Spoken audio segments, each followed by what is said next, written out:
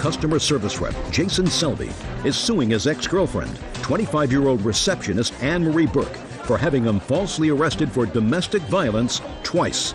Anne-Marie says she stands by her charges. Yes, case number 10 on the calendar in the matter of Selby versus Burke. Parties have been sworn in, Judge. You may be seated, sir. Have a seat, please. Mr. Selby, the defendant is your former girlfriend. You have a child together, and it is your claim that she filed 2 cases against you for domestic violence, both of which were false. One she dropped, the next one she pursued. You were found not guilty, and you are suing her for those false charges. Ms. Burke says that you did, in fact, put your hands on her in a violent manner on both of those occasions, which is why she called the police. Yeah. How old is your child? He's almost 2. Do you have an order declaring you to be the father of this child? No. Why not? My name's not on the birth certificate because she was married when my son was born, and I'm not legally considered the father.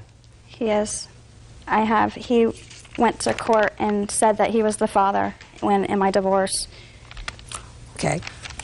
Well, he may have gone to say he was the father in your divorce, but has there been an adjudication of paternity in any court? No, ma'am. No. Oh, you are, sir. Listen to me very carefully. I have a surprise for you. You're going to be very happy to hear this.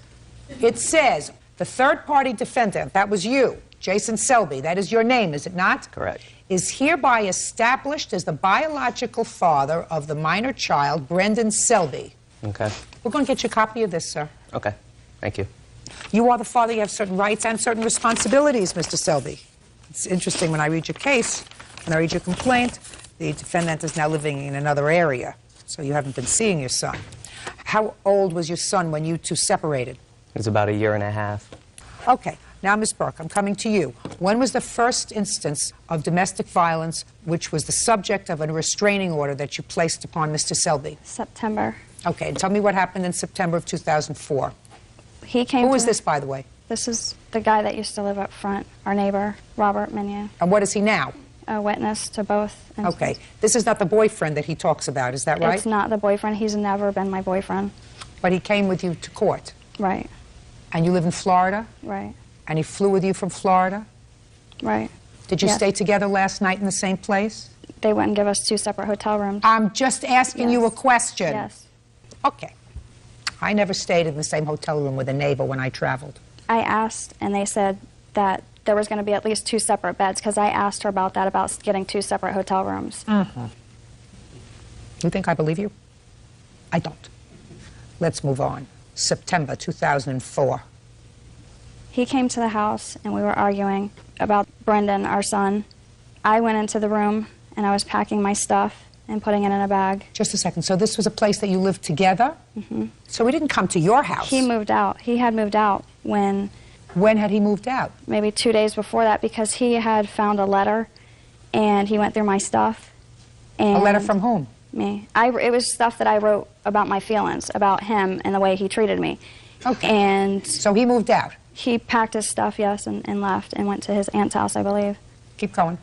And he pushed me back because I went to try to go around him in the bedroom to leave, and I told him to leave me alone and to let me go. Well, what did he do? He kept pushing me back. That's not what you said in here. You said he pushed you once. He kept trying to stop me from going. Don't make things up as we're going along, Miss Burke. You said in your answer that he pushed you one time, not kept pushing you. Now, which one was it? Did he push you one time, as you swore to in your complaint, or did he push you multiple times, as you just told me? He did push me one time, but he kept, like, holding, like, where I couldn't get around him. He would move over to the side so where I couldn't get around him. When I did get a... Blocking, not pushing. Right. Go ahead. Before I had gotten to the car is when he had shoved me from behind.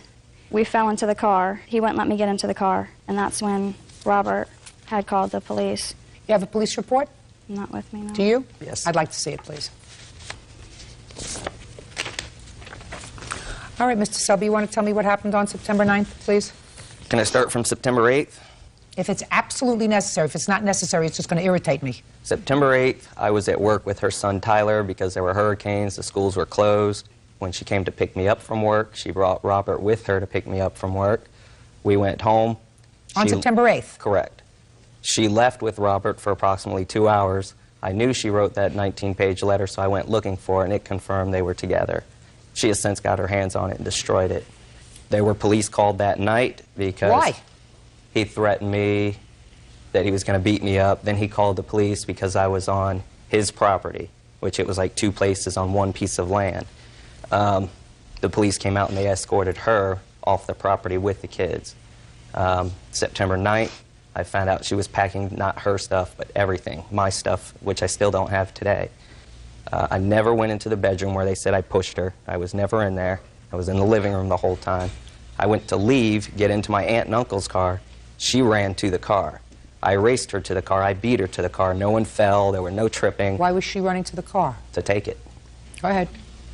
When I got in the car, Robert ran over on the phone, said he witnessed me hit her. I did it, I did it. I asked to speak to the cop. He wouldn't let me get on the phone. Okay. Why did you drop that case? Because Jason, we were going to try to reconcile and get back together, and he had told me that he was going to go to counseling, which I believe he did in fact go in January. Counseling for what? For being abusive mentally and physically, because September was not the first time that he has actually been in trouble for hitting me. So you dropped those charges in September. Right. And when was the next time you filed an application for a restraining order? February 3rd. What was that about? I got a call from my babysitter that I needed to call H&R Block, so I called them, and they said that my income tax had been denied because my children's Social Security numbers had come back that they were already claimed. Did you claim both boys? No, just Brendan. Just I got Brendan. It right here. Okay. It was my understanding that he claimed both the children. So you were mistaken. Right. So what did you do? So I called him, and I told him that I was going to come over, and I went over to his house. With whom? With Robert. Big mistake. Right. Big. Judge Judy continues in a moment. Don't make things up as you're going along. I can tell I have a truth meter back here. When somebody has given me the business, my left eye starts to twitch. Real cases, real people. Judge Judy. Jason Selby says, on 2 occasions, ex-girlfriend Anne Marie Burke had him falsely arrested for domestic violence. So here's what we have, Ms. Burke. We have your husband, who, according to the police report back in September, was of the belief that you were having an affair with Robert. Right. That's all over the police report. Whether you were or whether you weren't, I don't have to get into now. That's not my business. Quite frankly, I don't care. The fact that you shared a room together last night is some indication to me that you're more than just friendly neighbors. However, you knew that he was harboring that belief, so to bring Robert to his house was a large mistake. Well, the only reason why I brought Robert was because he's the only one that I had as far as a male figure, because I am afraid of Jason. Then you shouldn't have gone to his house. What do you think you were going to accomplish going to his house as opposed to asking him on the telephone what happened? I couldn't ask him on the telephone because his phone was breaking up. There was... Put your hand down. This was an emergency situation that you had to go over with him that day? I was upset. You were I angry. wanted to talk to him. Just a minute. You were angry. Yes, ma'am. So, you were angry and you called Robert to go over with you. Right. What happened when you got there? I went up the stairs. And where was Robert? Sitting in the car. Go ahead. And I was going up the stairs and I asked him, you know, why did he do that? I said, you know, I'm trying to get money to get... What do you mean, sir? Going up the stairs, I didn't hear him at the door. I didn't hear... Oh, he was outside. When we pulled up, he was standing outside smoking, and we could see him the way his house is. There's stairs that go up this way, and you got to go around. So you're going up ledge. the stairs, and as you're going up the stairs, what are you saying to him? I asked him why he was, you know, why did he claim the kids? That doesn't sound right to me, madam. You were asking him in the same kind of voice you were asking me? No, I was angry. I mean, I wasn't yelling and screaming, but I was talking a lot louder than what I am now. I assumed you were. Go ahead. And I told him, I said, you know, that's not right that you claim Tyler. It's not right that, you know, I said, you haven't paid child support. You haven't come to see your kid. And I said, you know, you can at least let me claim the kids. You know, I'm like, I'm trying to make it on my own. That's not, you weren't having this whole discussion as you're walking upstairs, madam. That doesn't sound logical. If it doesn't sound logical, it's not true. By the time I was steadily I mean, I know talking what you're thinking, but that's not what you were saying to him as you were walking upstairs furious because you had just gotten the call from H&R Block, and the first person you called was Robert. How tall are you, Robert? 6 foot. Yeah. called Robert to come over with you. Okay. So you're walking up the stairs screaming. Go ahead. I get around the corner, and we start talking, arguing. I told him that he's not a good father. We started arguing about that, about him not being a good dad and him not coming to see Brendan. I did tell him that he was, and he asked me, you know, because I had called the IRS and found out that he can't legally claim Tyler, and that's what I told him he was for. And no, you just said you was, because I called the IRS. Right. You didn't go through this whole explanation. You just said, listen to me. Don't make things up as you're going along. I can tell I have a truth meter back here. When somebody has given me the business, my left eye starts to twitch. You got it? So you told him because you called the IRS. Right. Okay. And what happened next, Miss Burke? I again told him that he was a bad father, and that's when he had smacked me in my eye. And he went in the house. I went running down the steps and got in the car, and I left. Can I see the police report, please? Yes. Incident number 2. Did you seek medical treatment? No.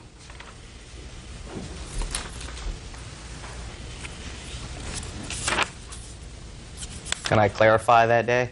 First, on January 24th, I called her because she told me she moved to South Florida and she was living with her brother in South Florida. Up until February 3rd, that's where I thought she was living. She told me if I tried to call down there to be in my son's life, she was going to get me in trouble for harassment. So I called the police to verify that. They said she could say whatever she wants, but it would be Can we get to, please, to February 3rd? February 3rd, I spoke to a family lawyer and the county courthouse. I couldn't file anything because I didn't know her address. That night, I got home from work. I was playing PlayStation, got a phone call on my cell phone, answered it, and there was low signal, and it didn't come in. She called back about 2 minutes later. She said, "Good, you're home, I'm coming over," and hung up on me. She pulled up. I was standing on the balcony. She got out of the car, and her first words were, "You're an effing thief." Go ahead.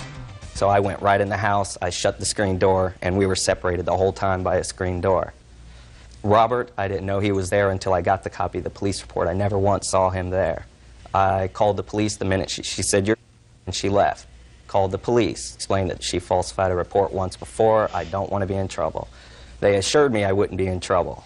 Police officer showed up at my door, told me that I was accused of hitting her, and I basically ended up going to jail. How long? For overnight. What I don't understand, Miss Burke, is this. You testified a moment ago that you were afraid of this man, that he had been abusive to you. So I don't understand why you went over to his house. Because I didn't think that having somebody with me that he would do anything. I didn't think that he would do that. The person that you brought with you was sitting, according to you, in the car. Right. And the first words out of your mouth were what? I told him he was a thief. I didn't... No. You told him he was a blank thief. No, I didn't say that. I did not say that. I told him he was a thief. Okay. So the first thing that you said to him was, "You're a thief," as you were walking up the stairs. Yes. You were angry, agitated. Did you think that that was going to provoke him? Especially since you were wrong. You're right. And you think that if you hadn't gone over there to this person that you were really afraid of, that all this would have happened? I didn't honestly think that he would do something with somebody there, because when we did pull up, he was leaning, you know, smoking a cigarette out over the... Well, what did you intend to accomplish, Miss Burke? He had already claimed your son, you thought 2 sons, but he had already claimed your son on his tax returns. That was done. I thought that he would help. You thought that he would help, and your first statement to him was, "You're a thief"? That's the way you wanted to start this exchange, this friendly exchange?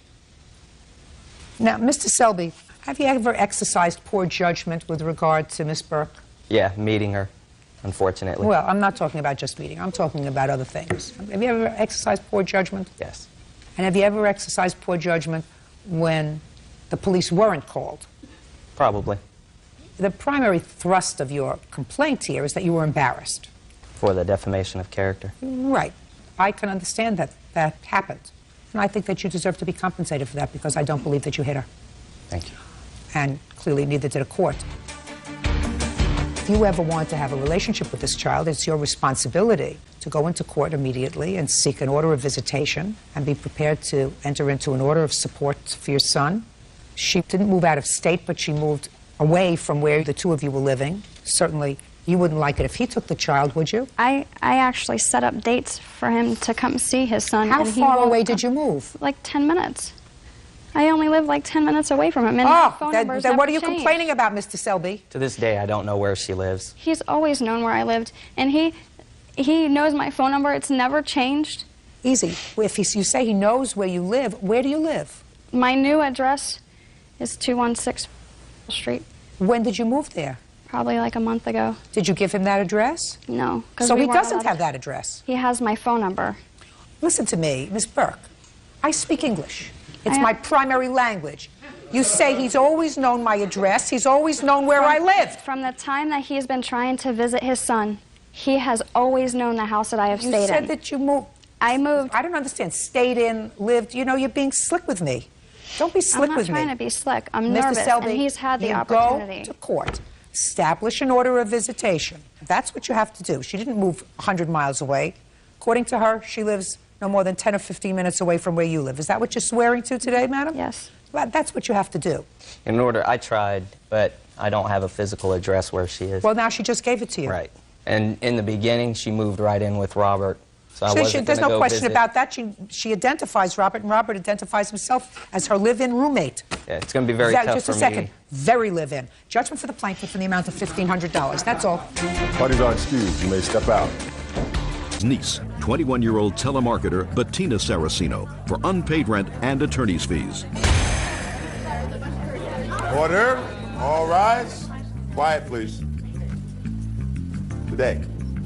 Thank you. Your Honor, this is case number 13 on the calendar in the matter of Saraceno versus Saraceno. Parties have been sworn in. Judge, you may be seated. Ladies, have seats, please.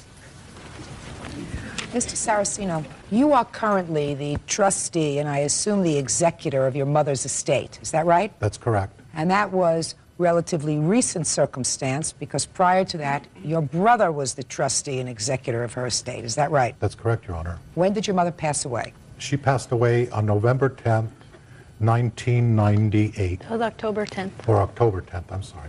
When your mother passed away, one of the things of value in her estate was a house. Your claim is that the defendant, who is your niece, is living in the house, refuses to pay rent, and refuses to move out of the house. That's correct. You are suing her for $1,500 for rent. Is that right? Yes, I do. For what months, sir? I became the trustee on January 10th, so I would want fair rent from January 10th to the present. When did you first advise her that you wanted her to pay rent? The beginning of February. In January, you didn't tell her you wanted rent. No, I did not. He's never told me. Shh. Did you tell her how much rent you wanted? Yes, I did, Your Honor. How much It did was you tell her? $400 a month. And what did she say when you told her you wanted $400 a month? She had talked to her father, Who was your brother? who is my brother. She told me that he did not say that she had to pay rent and that she could live there without paying rent. Okay. How old are you? 21. What do you do? I'm a telemarketer. How much do you make a week? 400 How long have you been a telemarketer? for like 2 months. What did you do before that? I did home care for elders. Who else lives in the house? My aunt and my cousins, How many cousins? 2. Your aunt, is that your sister? Yes. Does she pay any rent? No, she does not, Your Honor. Is that with your permission? Not expressly, but as to this point, that would be fine, yes. I don't have a problem with that. Is there any reason why you want your niece to pay rent? Because the house has certain bills and obligations. It has taxes that it has to pay. Why would, I'm just curious, why would you allow your sister and her children live there rent-free and not allow your niece to live there rent-free? Because my sister has a drug habit, okay? She doesn't have anywhere else to go. The only other alternative is to put her out in the street, and I just don't have the heart to do that at this time. And Well, shh, I'm not finished yet. Well, you may not have the heart to do that, but you can understand why your niece says, why should my cousins be allowed to live rent-free in the house, and I not be allowed to live in the house rent-free when my aunt could work just as well as I can? She's a lot older than I am. She could work. And my uncle is letting his sister and her family live there rent-free. I love my grandmother, too. Why can't I live there? That's a very good question. I have a very good answer, Your Honor. I'm ready for you, The sir. reason is she just recently moved into that house a couple of weeks ago. Before that time, she had her own house Who's that she she? was living in. Who's she? I My didn't- sister, Carmela. She had her own house that she was living in, adjacent to my mom's house, and she was living there rent-free. Your sister was living in another house of your mother's rent-free? Yes, ma'am. Did you sell that house? No, it's still in the trust. Well, is there another tenant in there? Yes, there is. So you put a paying tenant in that house that more than covered the expenses on that house. No, Your Honor. Why don't you sell the other house? There's a lot of legal fees. There are bills that have to be paid. There's a $6,600 electric bill that needs to be paid on my sister's house. Why didn't she pay it? What are you taking that on your niece for? I am not complaining about that, Your Honor. I am just stating that her house cannot be sold because of that. Because of an electric bill? Carmela's house, my sister's house, yes. It's not your sister's house. You said it's part of the trust. None of them have been divided yet. She will get a share of that property. Are the grandchildren mentioned as beneficiaries of the trust? Teresa and Saraceno. But two grandchildren, but not the defendant. Correct. Okay. I just want to take a look at your papers as trustee. Okay. Property. There you go. Okay.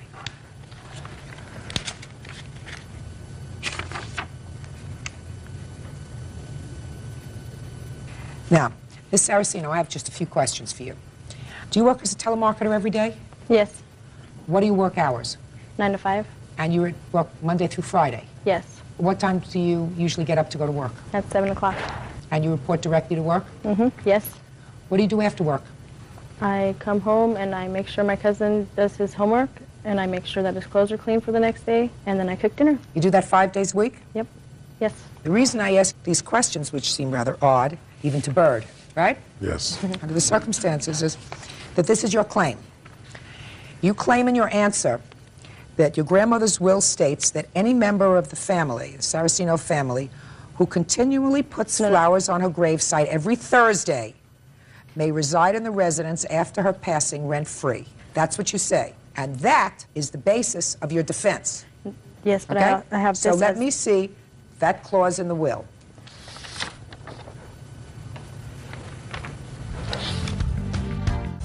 Real cases, real people. Judge Judy. John Saraceno says his niece, Bettina Saraceno, owes for unpaid rent. Bettina says the house belonged to her late grandmother, and it was her wish that she live there, rent-free. This doesn't talk about you. You're not Teresa, you're Bettina. But also right here, I have the, This talks about two other grandchildren, yes, I know. not you. This one I have right here, where it's highlighted.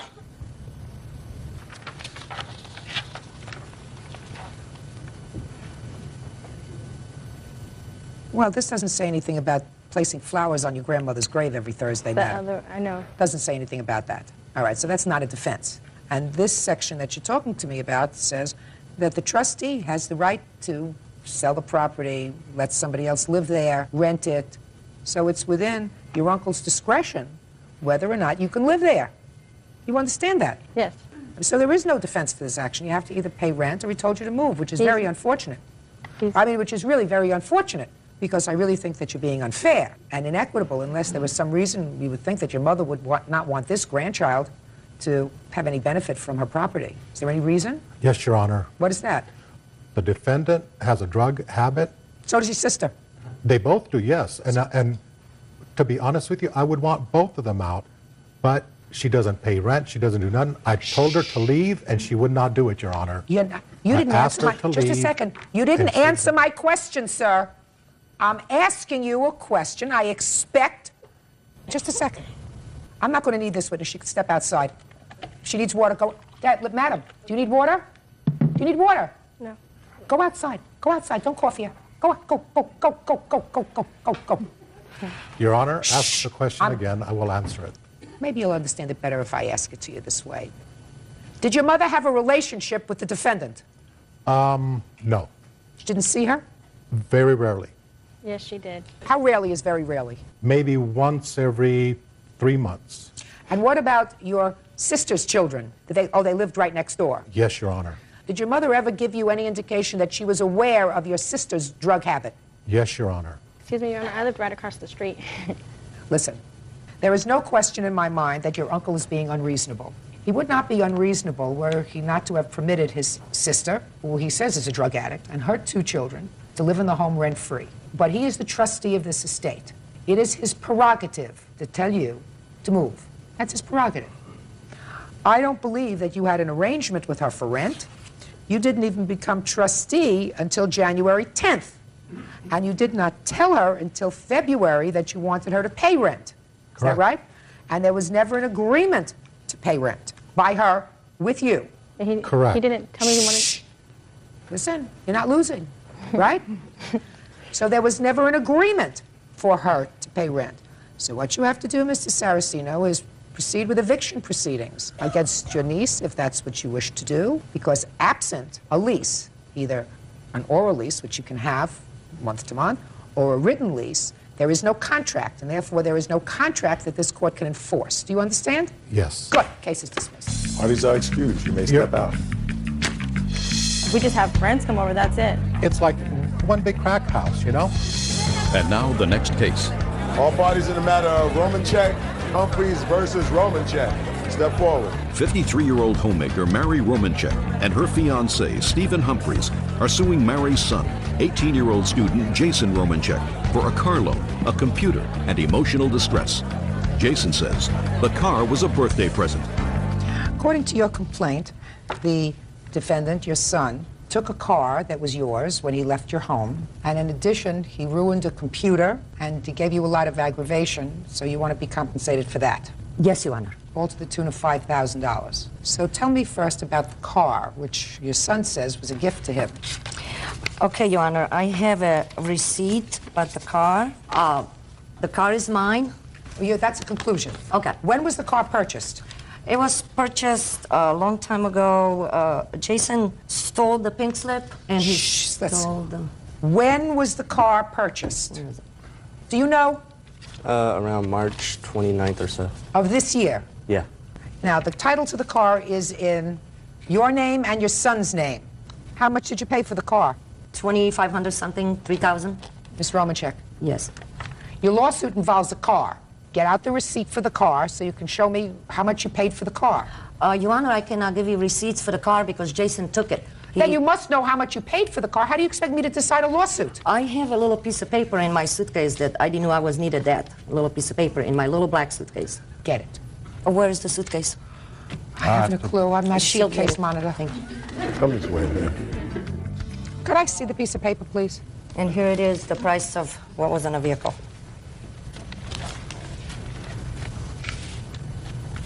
This says you paid $7,450 for the car. You must have the wrong one. Oh, then I must have it. But I was purchasing two vehicles, Your Honor. One van for me, and second car for me is that little one, that little white car. Did you give her the wrong one? That's the only one I have because Jason took my... Whatever. But this is very good that you showed me this because this is very, very good. So at the time you purchased two cars, is that right? Yes, Your Honor. You purchased a car for $7,450, and that was your car, and then you purchased another car, and then I assume you put the title to that car in your name. Is that right? Oh, yeah, I put it on my name and my fiancé name. Yes. Fine. Because we are And going to be driving. And the second car you purchased, you put in your name or your son's name. Yes, Your Honor. Now, you say your son subsequently left the home. When did he leave your house? August of 15. And he took the car with him? And no, not right away, Your Honor. Then he came back on August of 18 and brought a tow truck with him and cut two clubs and he took the car? And he took the car, yes. Jason, you say this car was a birthday present for you. Is that what you're saying? Yes, Your Honor. Tell me about that. They said I can use and keep the car as long as I keep good grades in school, which I have. And then an incident between her and her squirrel that she caught. I wasn't going to feed it because it was her responsibility. To feed a squirrel? Yes. Go ahead. And then she went all crazy over it. And then suddenly she just went in my room and just broke the keyboard off the computer. And then she just said that I had to leave or just do whatever she said. So you left and you wanted to take the car? Yes. Who has insurance on this car? Right now there's no insurance. Who's driving it? I'm driving it, but Well, how can you drive a car that has no insurance, Jason? I didn't want to get insurance because I don't know what the whole deal because of this court thing. Did you change the title on the car? We found out that we couldn't because she already changed it somehow. You changed the title just to your name? Yes, Your Honor. When Jason left, I went to... Just a second. Sure. You went to Motor Vehicles and had the car changed to your name only. Yes, Your Honor. So get the police to go and get the car. We What do you did- want from me? I'm not going to make an order for him to pay you for the car. I went with the policeman. He did not give a card to us. He said it was a Yeah, civil matter. the policeman said that. No, it's not a civil matter. If you have the title to a car, you haven't gotten the complete title yet, because right now all that's there is a title that's in both names, right? But you went and changed that to your name. Yes, Your Honor. And you should get something like this, which has a title that is just in your name. Any day. Any day. Well, Yes. once you get it, go and get the car. Yeah, That's Your it? Honor. Yes. Okay. Thank you. Perfect. Now, tell me about the computer. He got in it and took some parts. Here's the estimate what it cost for me to put my computer back together, so I can use it again. To her computer? I took the parts that I purchased. Which parts did you purchase? I took RAM and the hard drive that I paid for. From what money? Well, my friend got it for me, but in trade, I gave him a computer that I built by hand. So you didn't pay for this part? Not technically. Not technically. And what other part did you take out? A hard drive. Isn't that an important part, Bert? Very, very important. I mean, I don't know anything about computers, but That's a why we hard keep all that drive, information. sounds like a very important part. More What than made that, you Your take Honor. out the hard drive? I purchased it. How much did you pay for it? 30 or something like that. Why did you take those things out if you knew that it would render the computer inoperable? Because I paid for it at the time. You were nasty. So if what you paid for was maybe $30 from all these things and you rendered your mother's computer inoperable, that was pretty nasty. Right? I guess. You guess, I'm telling you. Your Let me Honor, see. I can tell you where he got the money to pay for it. No, I don't want the computer, sir. I don't touch those He things. got the money to pay for it. He took my part that he came with the computer. You ask him where he got the money? He sold it to my older son's wife for $100 to do the other thing. Then he took everything out. That's when you ask him about the money. To put it back to the original way it was when it was new. How much did you pay for it? I paid $990. Certainly, certainly, he had no reason to incapacitate this computer. You understand that? Yes, Your Honor. You know, you just did it to be nasty. What'd you do with the two pieces that you took Put out? them in my new computer. Put it in Do you have his- any other children?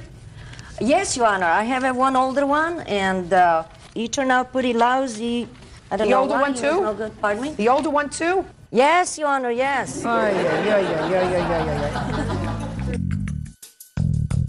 Mrs. Romacek, the car you have to go and get as soon as you get the title. And I suggest, just to be smart, madam, that until you get the car back in your possession, you keep it insured. I would strongly suggest that to you. Do you understand? Yes, Your Just Honor. to be smart. He's your child. You want to protect your assets. I would suggest you put an insurance policy in effect on that car just to cover yourself. You're not getting any money for doing that, but you are going to get money for the pieces that he took out of your computer in the amount of... Sadler is suing his ex-wife, student Anna Russell, for an unpaid loan and money he claims she stole. Anna says she owes Steve nothing.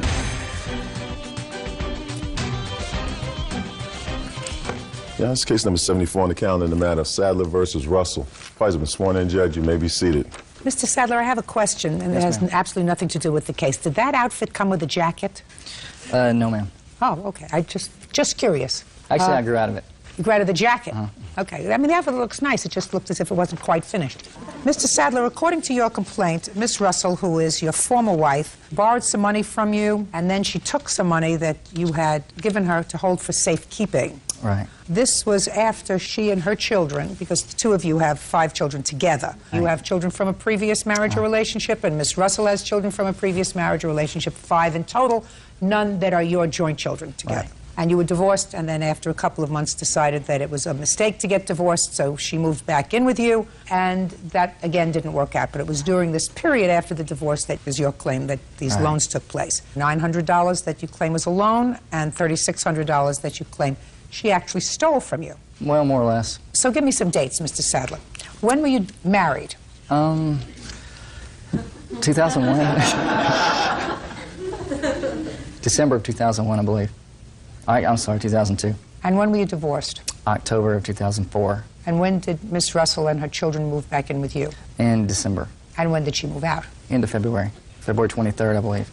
Okay. Do you have custody of your children? Yes, ma'am. How many children do you have? I have 3. Now let's talk about the loan first. The loan was made, according to you, in December of 2004. Right. Tell me about the loan. Basically, she had decided she wanted to go bankrupt so she could be a stay-at-home mother. And so I had her pull $1,500 out of my home equity. And we actually spent $600 of that on bills And the additional $900 left was supposed to go into savings where I was going to pay an attorney for her to go bankrupt when that time came. But the money never went into savings or checking. She just held on to it, and it went with her when she moved out. And she never did go bankrupt. And she ended up, from what I understand, just used the money to catch up her bills. Ms. Russell, when had you accumulated this debt that inspired you to think about bankruptcy? Most of my debt was acquired when we were married, and then also in some of our separations. But I've always kept my credit up to par. I mean, I had like 16 revolving accounts, no lates, anything. And during the time that we had discussed me going bankrupt for the family, I didn't pay my bills, and then... Could you look at me? Yes, ma'am. There's a simple question that I asked you. Okay. When did you accumulate the debt which inspired you to think about bankruptcy? Over time, between 2001 through 2004. Credit cards? Yes, ma'am. 16 credit cards?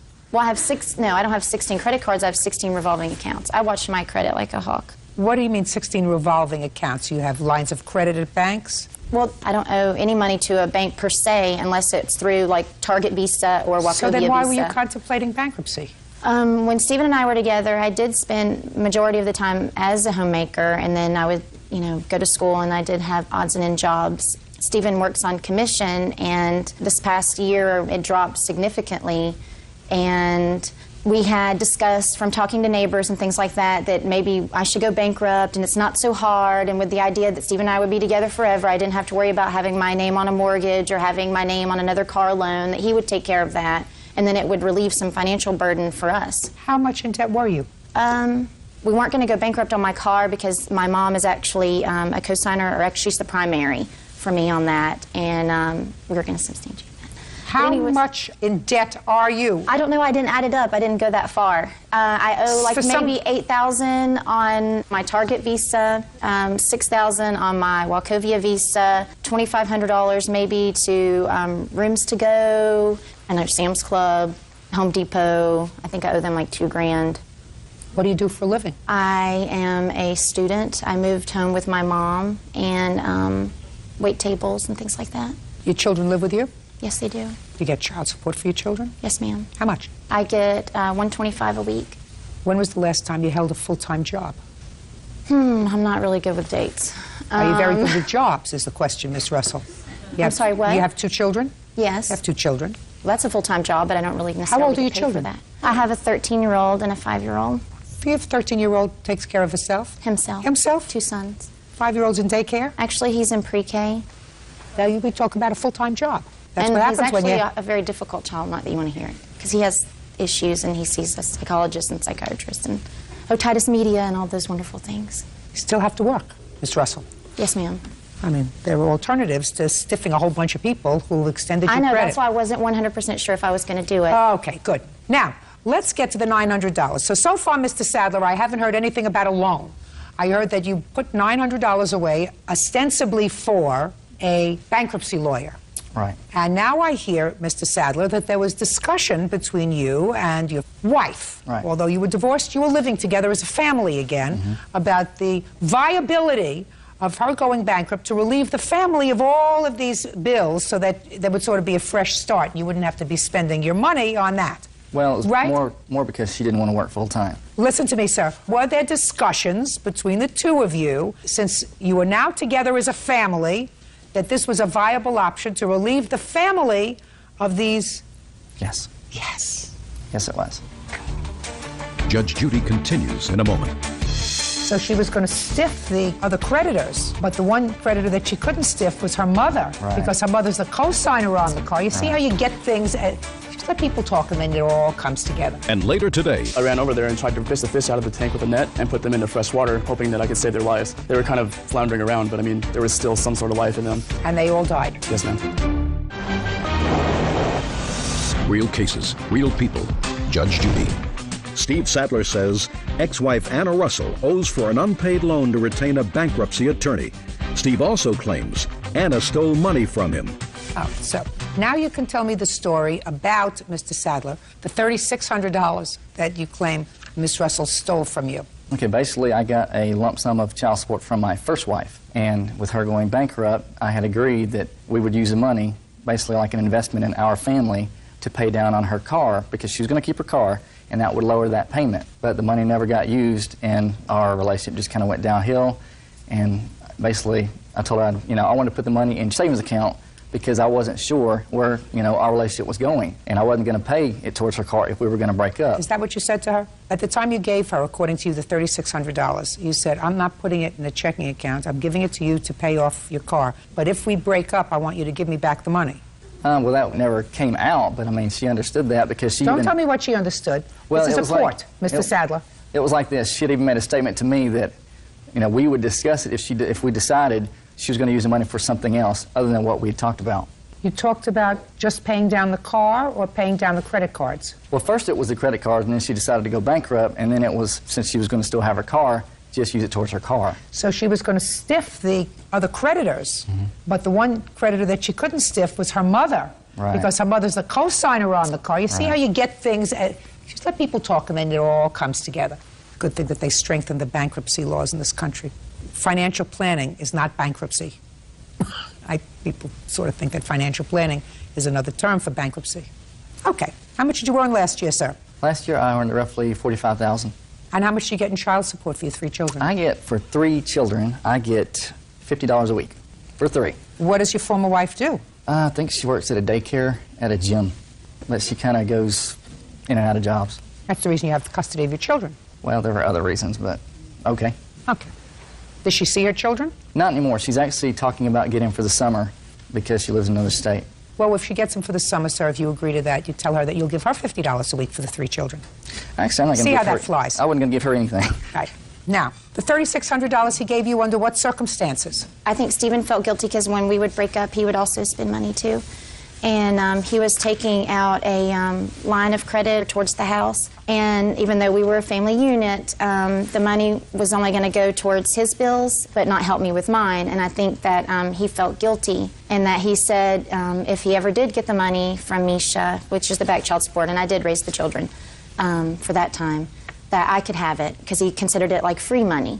I can even remember when I was even at home with him and my mom was on the phone and he was saying if he did get the money, that I could have it. And I was like, Mom, you need to write down this date, because we didn't really know, because we have an up and down relationship. And I got it, Miss Russell. Okay. But he did give me the money and I didn't steal it. What did you do with it? I paid it towards my bills. And just to let you know, I didn't just want to go bankrupt. It was, he was even saying, you need to go bankrupt before these laws come into effect. It's going to be harder. Well, whatever. But I do In any event, Mr. Sadler, I don't hear anything about a loan, sir. I don't hear anything about a loan for the $900. And I read your complaint very carefully, which I don't buy. I'm going to tell you why I don't buy it. Your complaint, which you swore to, says, she wanted to file bankruptcy and asked for my help, so I agreed to loan her $900 to retain an attorney. Well, that's not true. That's even not what you testified to today, right? So that's false. Then you say, in January, I received $3,600 in back child support from my first wife. I cashed the check. I was afraid if I put the money directly into my checking account, I would spend it. So I gave the entire sum to Anna to put aside for us. Right. Now listen to me. In the previous paragraph of your complaint, you say she wanted to file for bankruptcy because she had spent money that she shouldn't have. And then you went on to tell me I agreed to loan her the $900, and then she went on a spending spree and spent approximately $5,000 on her credit card because she knew she was going to file a bankruptcy, so she might as well work up the credit cards, right? Now, a month later, as irresponsible as that is, right? So you would say this is irresponsible, right? Right. She was going to file bankruptcy, which means she didn't have money. So she said, I'm going to go out and jack up my credit cards, probably buying things, Christmas presents and things like that, month of December, right, sir? Well, but according to you, she did that, and that was financially irresponsible.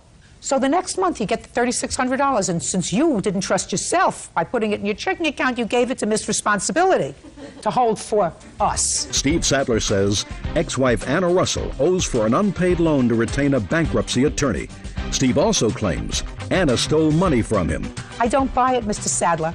I don't buy the $900 loan to your former wife, and I don't buy the fact that you gave her this money to hold for us. I believe that you gave her this money to pay down her credit card debt, and she owes you absolutely nothing. Zippo, nada, goodbye. Parties are excused. You may step out. It's about getting back what I felt like should have been returned to me in the event our family fell apart. He actually had me served with papers trying to have me arrested, saying that I stole the money. We broke up God. Probably 16 times in the last 4 years, and I'm not about to say it's the last time. I'm currently reading the book, He's Just Not That Into You, and if I had to give my own words of it, I would have to say he's just not that into you if he sues you and tries to have you arrested. And now the next case. All parties in the matter of Lee versus Gann. Step forward, please. 20-year-old student Jonathan Lee is suing his former friend, 20-year-old student Christopher Gann, for killing his fish when he dumped soap in his freshwater aquarium. Christopher says it was an accident. Your first name is Jonathan? Yes, ma'am. And you're Christopher? Christopher. And you used to be roommates? Yes. How long were you roommates? About a year. You go to school? Yes, ma'am. What year are you in? I'm a third year, ma'am. I too am a third year. What do you want to be when you grow up? Computer science. You don't want to be a veterinarian, do you? No. Jonathan? Yes, ma'am. Christopher destroyed your fish tank. Yes, ma'am. And based upon those relics there, it was a big fish tank. Yes, ma'am. And he destroyed your fish tank with soapy water. Yes, ma'am. Killed all the fish. Yes, ma'am. He says it was the fish's fault. More or less, ma'am. They were in the wrong place in the apartment. Yes, ma'am. And he tripped over them. Is that right, Christopher? I read your answer. I kind of bumped into the tank, which Because you say in your answer, the tank and the fish was placed in a high-traffic zone. Yeah, I have a set of photographs with the picture of where the tank is, and it's I'd like to see that. Oh. Okay. When did this happen? Sometime in November. Jonathan, when did it happen? November 18th, 2004, ma'am. And you came home and found everything destroyed. Yes, is that ma'am. right? Okay. And this is where the fish tank was? Yes. And it wasn't on wheels, was it? It's on cinder blocks. It's not one of these remote-controlled fish tanks that move around? No. How long have you been living in this apartment? Almost a year. And in the year, has the fish tank been in the same spot? It was placed in the end of summer, and then it happened in November. So it's been there for a couple of months? A few months, yes. Stationary? Stationary. And the only thing that's moved is you? Is me, yes. You get my drift where I'm Right. going? Oh, and I wrote in... So why don't you tell me, Christopher, how this happened and why you don't think that you're responsible to your former roommate for replacing his fish tank? First off, I have a copy of our rental agreement which states that no pets should be allowed and that no things should be placed in hallways that obstruct movement. So what had happened was I'd filled this bowl with soap, concentrated hand soap and water, and I was walking from the kitchen to the garage because I wanted to spot clean my shoes. So as I was walking with this bowl, I saw my roommate who crossed from downstairs into this pseudo hallway because it's the main walkway from room's entrance to the kitchen. So I took the bowl away to get it away from him, and then he made a sudden move to like try to mess with me, and I kind of stepped back and I banged my elbow into the fish tank, dropping the bowl into the tank. And that's what happened. Do you have any witnesses that were there that day? Actually, no one witnessed it, so no one saw it. Well, the other roommate was there, according to him. He didn't tell me anything beyond that they were horsing around. That's it. Tell me what happened when you got home. When I got home, I came in from the garage and basically saw him and another roommate removing bubbles from the tank. And I was kind of shocked. And I go, what happened? He said, I spilled soap into your tank. How'd you do it? I was horsing around. Well, what are you doing? Well, I'm moving the bubbles. So I ran over there and tried to fish the fish out of the tank with a net and put them into fresh water, hoping that I could save their lives. They were kind of floundering around, but I mean, there was still some sort of life in them. How many fish did you have in the tank? I had citlets and plecos and a gourami, ma'am. I was trying to breed them. So you had 6 fish? I believe I had 7, 9, 10 fish and 2 snails, ma'am. And they all died? Yes, ma'am. Christopher, listen to me carefully, sir. Whose fault do you think it is that all these fish died? I think it should be, it's mutual, like, he shouldn't have had the tank there in the first place. The tank's been there for months, sir. When for the first time did you complain to him that the tank was there? I didn't want to complain to him. So you never complained to him? No. When for the first time did you complain to him that he was in violation of the lease because he had pets in the apartment? After he trying to come after me for $400. But not before? No. So that's a lot of baloney.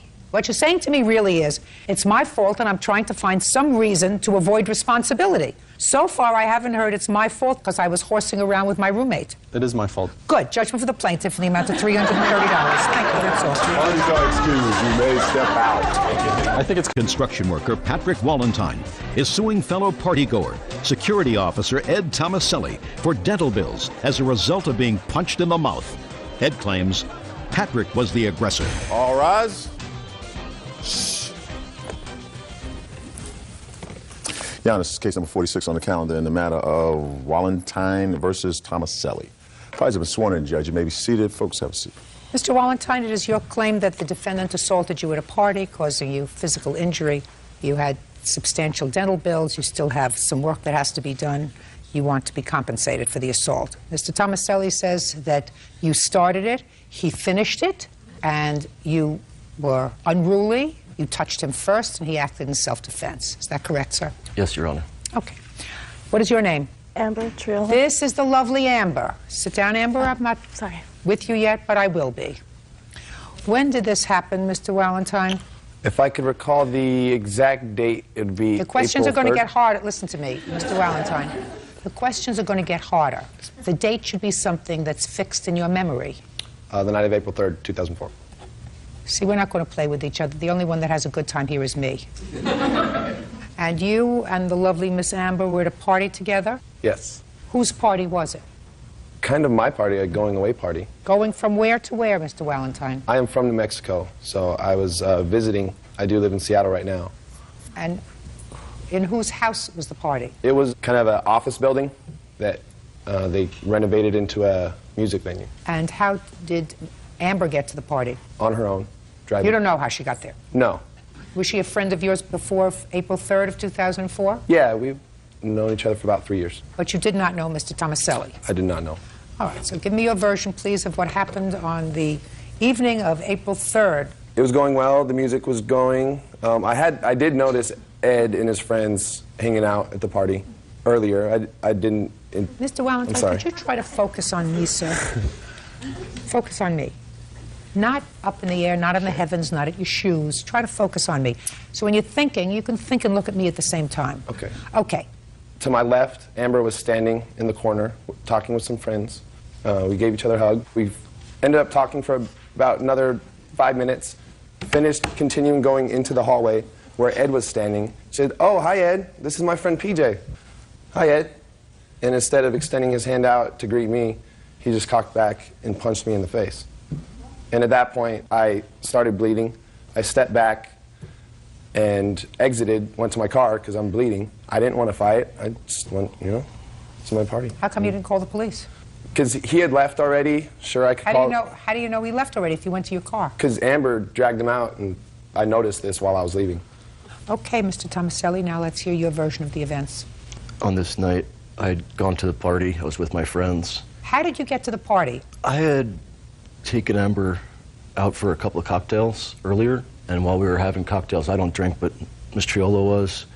She said she was going to a party she was going to bartend at. "Would you like to go?" I said, "Sure." We were going to hook up, go to this party, hopefully go home later to my house. Maybe not. We weren't an item at that time. Could we, listen, I'm not interested in the potential romance. Okay, but this is how I got... I'm just interested in how you got this. So you knew her before. Yes, Your Honor. How long had you known Amber? About a year and a half. Had you dated? Yes, Your Honor. You dated exclusively or just off and on? Off and on. All right. So you saw her on the evening of April 3rd. You had a couple of drinks with her, and then she invited you to come to this party. I did not drink, Your Honor. I don't drink. I haven't drank in years. I'm a wrestler, athlete, professional athlete. Okay. I didn't drink, so I went to this party. Amber was already there. We were standing in a circle. Who was we? Me, my friends, and Amber. Could you look at me when... Mr. Walentine came in from outside, started snuggling up next to Amber. Amber introduced us all. I said, "That's messed up," because they were snuggling. I thought I was going to be with Amber, so I walked away. When I was walking away, Mr. Walentine came up behind me, pursued me down this hallway, and said, "What's up, dog?" Okay, he did not put his hand out. He had his hand clenched, and he reached out to me. Through my experience... How did you see that, sir, if you were walking away and he was behind you? I was in a hallway where I turned around to see what was going on. I walked through the hallway, there was a lot of people. I turned around to see where my buddies were, and Mr. Walentine was behind me. Yes. He put his hand on my shoulder, said, "What's up, dog?" How did he put his hand on your shoulder? Reached out towards me. Touched your shoulder? Yes, Your Honor. Yes. At that time, I turned around and said, "I'm not your dog." And yes, I did hit him. Through my experience and expertise, I know when someone comes up behind you and says, "What's up, dog?" he has bad intentions. A man this size has the potential of hurting me, someone my size, very badly. All right, Amber, front and center. You and Mr. Tomaselli were out earlier that evening? Yes. Mr. Tomaselli did not drink? No. You got to the party? You went with him? No. You went in your own car? I believe so, yes. Try getting it more specific than that. Did Yeah, you go in I your own drove. car or did you go with Mr. Tomaselli? No, I drove. So you met there? Yes. Why do I feel as if I'm telling the story by myself? These are not trick questions. They may get harder, but right now they're not trick questions, Amber. Do you understand? Mm-hmm. All right.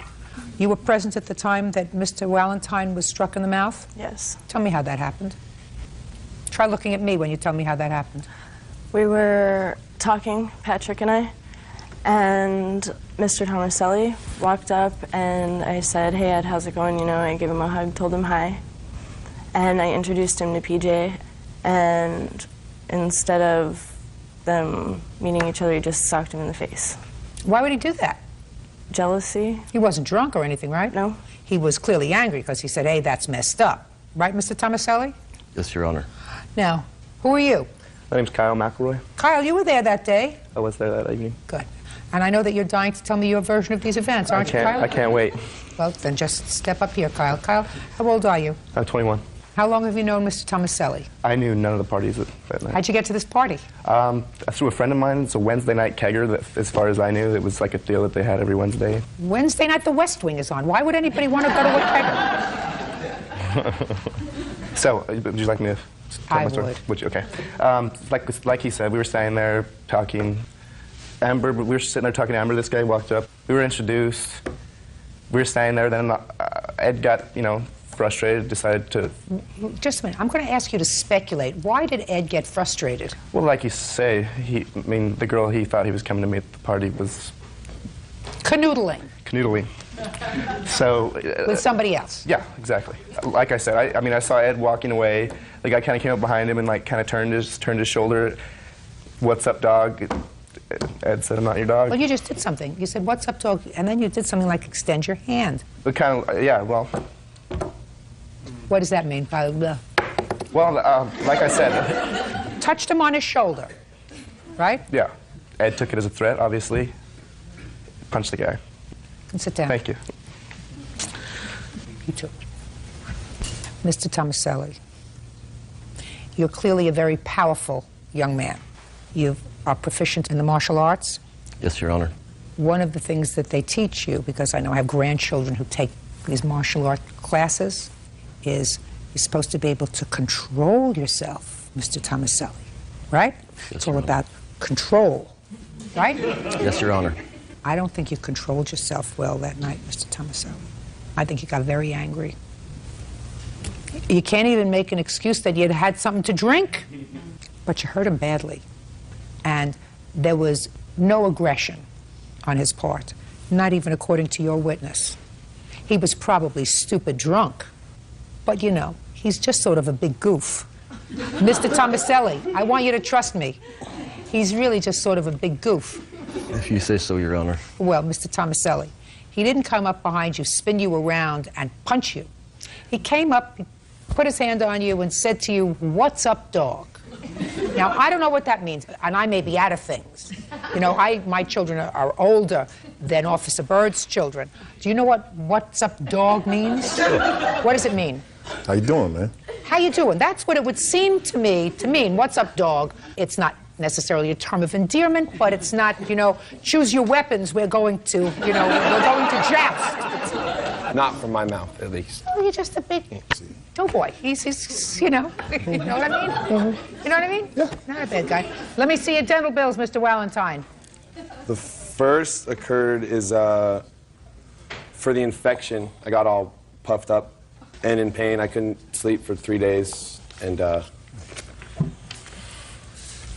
You're right. that I had know. to get antibiotics, painkillers, so I could finally sleep and go back to work. Which tooth was it? The tooth that's missing? Yeah. That one? You need an implant there? I still need to get my implant. Judge Judy continues in a moment. And later today, Where did you pick Mr. Holloway up? Commerce Casino. Who else was with him? 2 other gentlemen, young, 20-year-olds or something like that. Maybe that's what you were fighting with your fiancé about.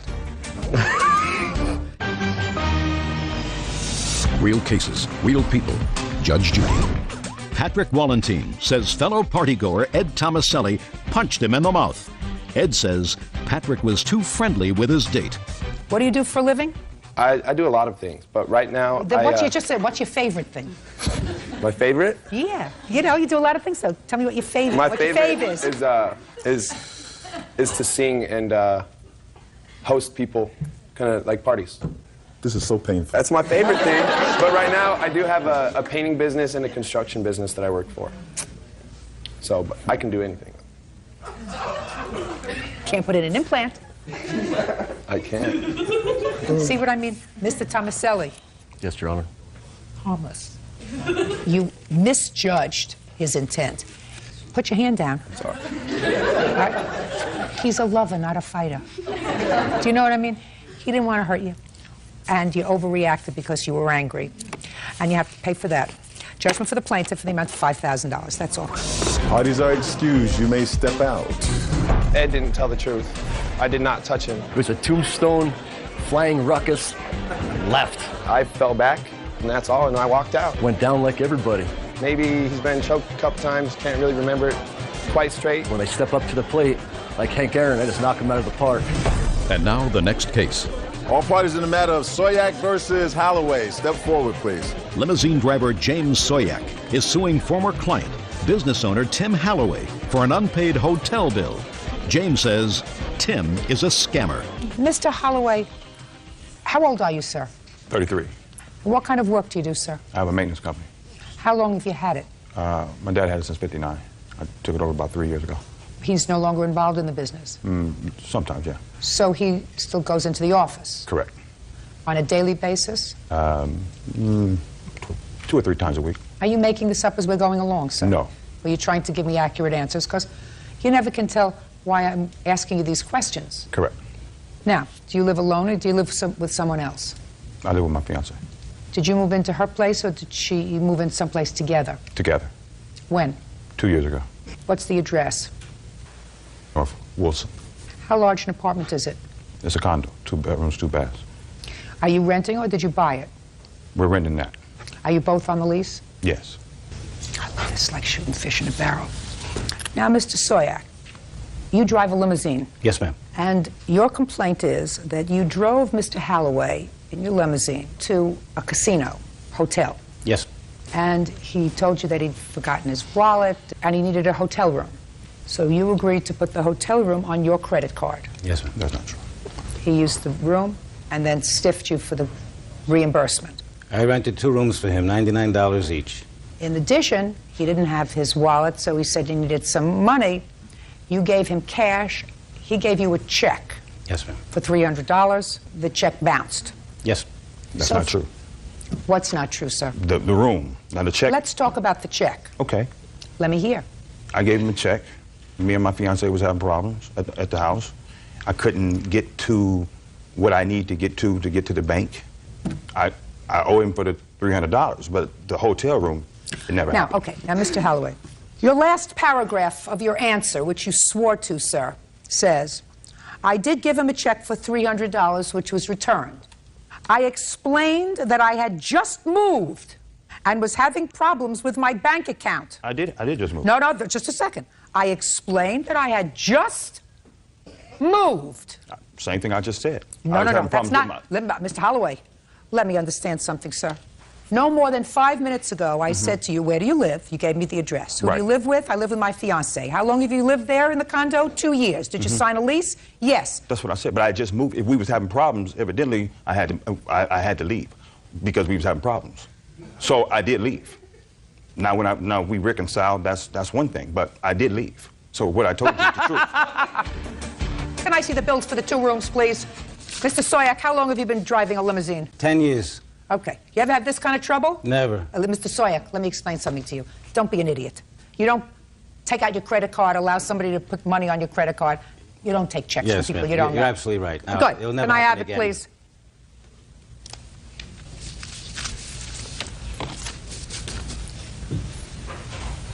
The rooms you rented for $99, but he certainly did a lot more damage than the $99. He drank everything in the bar. Plus movies, plus phone calls. I never went in the room. Okay. You owe him a whole bunch of money, sir. You owe him for these 2 hotel rooms. Who else was with you? Who else was with him, Mr. Soyak? He found a couple of young gentlemen. They were walking the street while we were in Old Town Pasadena, and he claimed he's a music producer. And I don't know how he knew these guys can sing, but he made friends with them and invited them later to be picked up in the car, and we drove them also to the Commerce Casino. He didn't want the other two men to sleep in the same room as him, so he wanted me to get a separate room for them. That's a lie. That never happened. It's not a lie because I have my witnesses Mr. Holloway, here. Mr. Holloway. I have my witnesses here. My other driver that picked him up Sunday. So you dropped him off and somebody else picked him up? Yes. Who picked him up? Richard. He's my co-driver. Step up, sir. Your last name? Thompson. Where did you pick Mr. Holloway up? Commerce Casino. Who else was with him? 2 other gentlemen, like young, like 2 20-year-olds or something like that. Maybe that's what you were fighting with your fiancé about. Judgment for the plaintiff in the amount of $1,113. That's all. Step out. Thank you.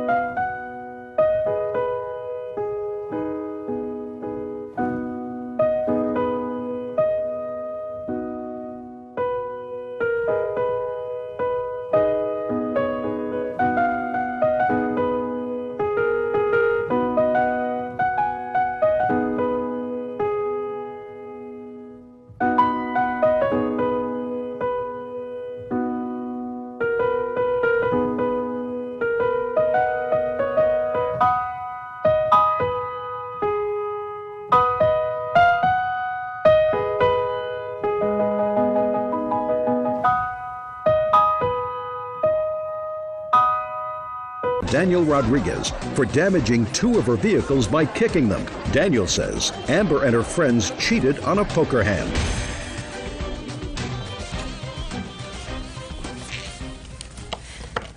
Now, this is case number 91 on the calendar in the matter of Hunting versus Rodriguez. Parties have been sworn in. You may be seated. Ladies, have a seat, please. Miss Hunting, according to what I read, there was a poker game that was going on in your home? Correct. And the defendant was one of the participants in the game. There was some sort of a disagreement as to who had the winning hand. Defendant lost, and you claimed that in a tiff, when he left, he damaged your car. He says he didn't do it. How do you know him? He is just a friend of a friend, and he was invited to my house by our mutual friend. Do you have a regular poker game that goes on in your house? No, it was just for fun. How many people were there? 6. Men or women? There were 2 women and 4 men. How many of the men did you know? 3 of them. He was the only one you didn't know? Correct. What about the other woman? She's my witness, Tristan. So tell me what happened. Well, it was August 27th, 2004, and we just had a gathering at my house of friends, and he came with our friend Robert, and I had no reservations about it. I was okay with that. And I think he had been drinking before he came over, but I still wasn't really concerned. He decided to participate in our game, and it had gone on for a good couple hours with no problems. We were all just hanging out, having fun, no problems at all. And then when he had thought he won a hand and there was some questions about it, he kind of got defensive and aggressive when we tried to tell him otherwise. And he got angry at us, and he started calling names and pushing people and getting up and getting violent. So what happened next? Well, we tried to break it up. He tried to fight my boyfriend. He was calling names. He picked up a bike and actually threw it across the deck and bruised my friend's arm. I have a picture. Did you do that? No, ma'am. Why would she make up such a story? I don't know. I can't Did you really lose a hand in speculate. poker? No, ma'am. I still remember the hand.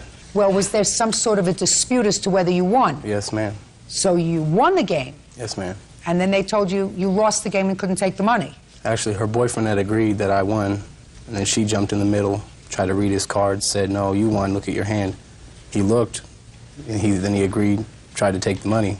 But he already called the wrong hand. He called a hand lower than mine. I started taking the money down. He kept trying to argue with me. She kept jumping in the middle. I admit I did call her, but it wasn't really directed towards her. It was like, I don't want to hear what any have to say when two men are playing a game. It's our money, it's our game. No one else is in the game. The women weren't playing? No, they already lost. Sorry. They already lost all their money. So there's only but three the women people had been playing, Yes, ma'am. and you did play with the women. Yes, ma'am. So it wasn't as if you don't want to play with women, that it wasn't just a man's game. No, we were all playing. They lost. There were three of us left. And nothing happened with the bicycle. No, there was a bike in the way, but I was getting pulled out of their house, and I bumped into a bike. I never picked a bike up, threw it, or anything like that. Okay, then according to you, Miss Hunting, Mr. Rodriguez damaged your car when he left. How did he damage your car? He damaged 2 vehicles. He was inside, and it took a good 15 minutes to get him calmed down. We were trying to calm him down. He wouldn't calm down. So he was physically removed from my house. How was he physically removed? By our friend Robert. Is that right? Oh, yeah, he escorted me out of the house. He pulled you out? Yes, ma'am. You didn't want to leave? No, her boyfriend had tried to start a fight with me, so I stood up. We were going to fight, and he didn't want to fight, and then her mom came in, said we're going to call the police. Told her to call the police, you know. They're trying to rob me of my money. So you still felt as if you were owed that money Yes, in the ma'am. pot? So you didn't want to leave without your money? No, ma'am. So you were pulled out by Robert? Yes, ma'am. And what happened when you were pulled out, Mr. Rodriguez? Well, he pulled me out, but right before the door closed, I said, look, you know, I'll leave, but I want my money, at least the money I put into the pot in the beginning. They went and got my money. He gave it to me. He walked to his car and got in and left. Who walked to the car? Me and Robert. Robert was the one who had brought you there? Yes, ma'am. Who was a friend of yours? Yes, ma'am. Is he still a friend of yours? Yeah. See him? Yeah. He lives on the same street, so yeah, we see Good. each other. And you claim that he damaged cars when he left. You have any witness? Did you see him do that? I actually have Robert here as a witness. Really? Bring him in. And Robert is your friend? Yes, ma'am. So Robert wouldn't lie for her? I can't speak on that. He's intimate with her friends, so a lot of people do a lot of things when they're with somebody. I don't think that's important.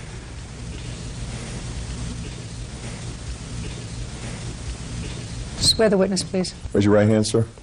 You swear to tell the truth in these matters? Yes, I do. State your name for the record, please. Robert Silva. Mr. Silva, Mr. Rodriguez says that you're a friend of his. Is that right? That's correct. How long have you known him?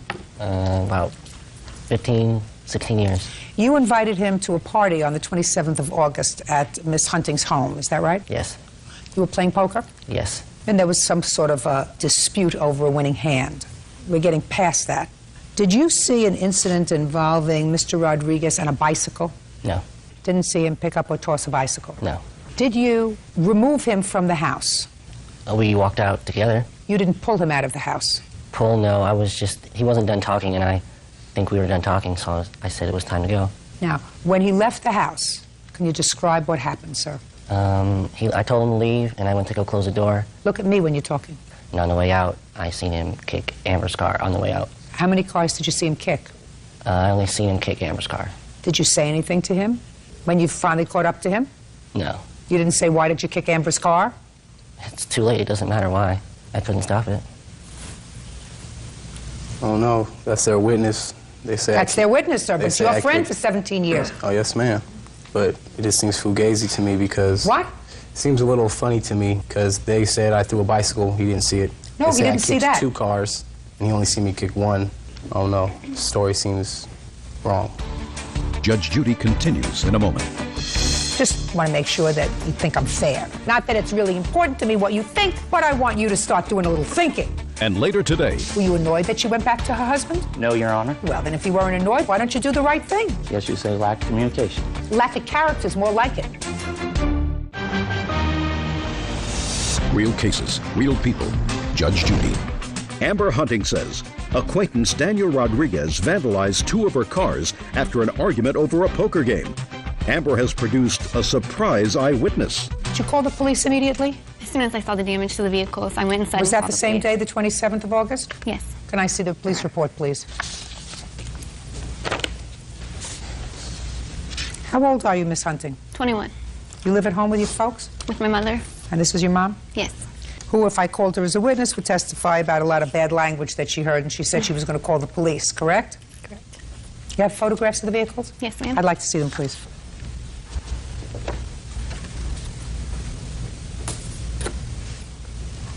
Well, the detective who responded saw the following, Mr. Rodriguez.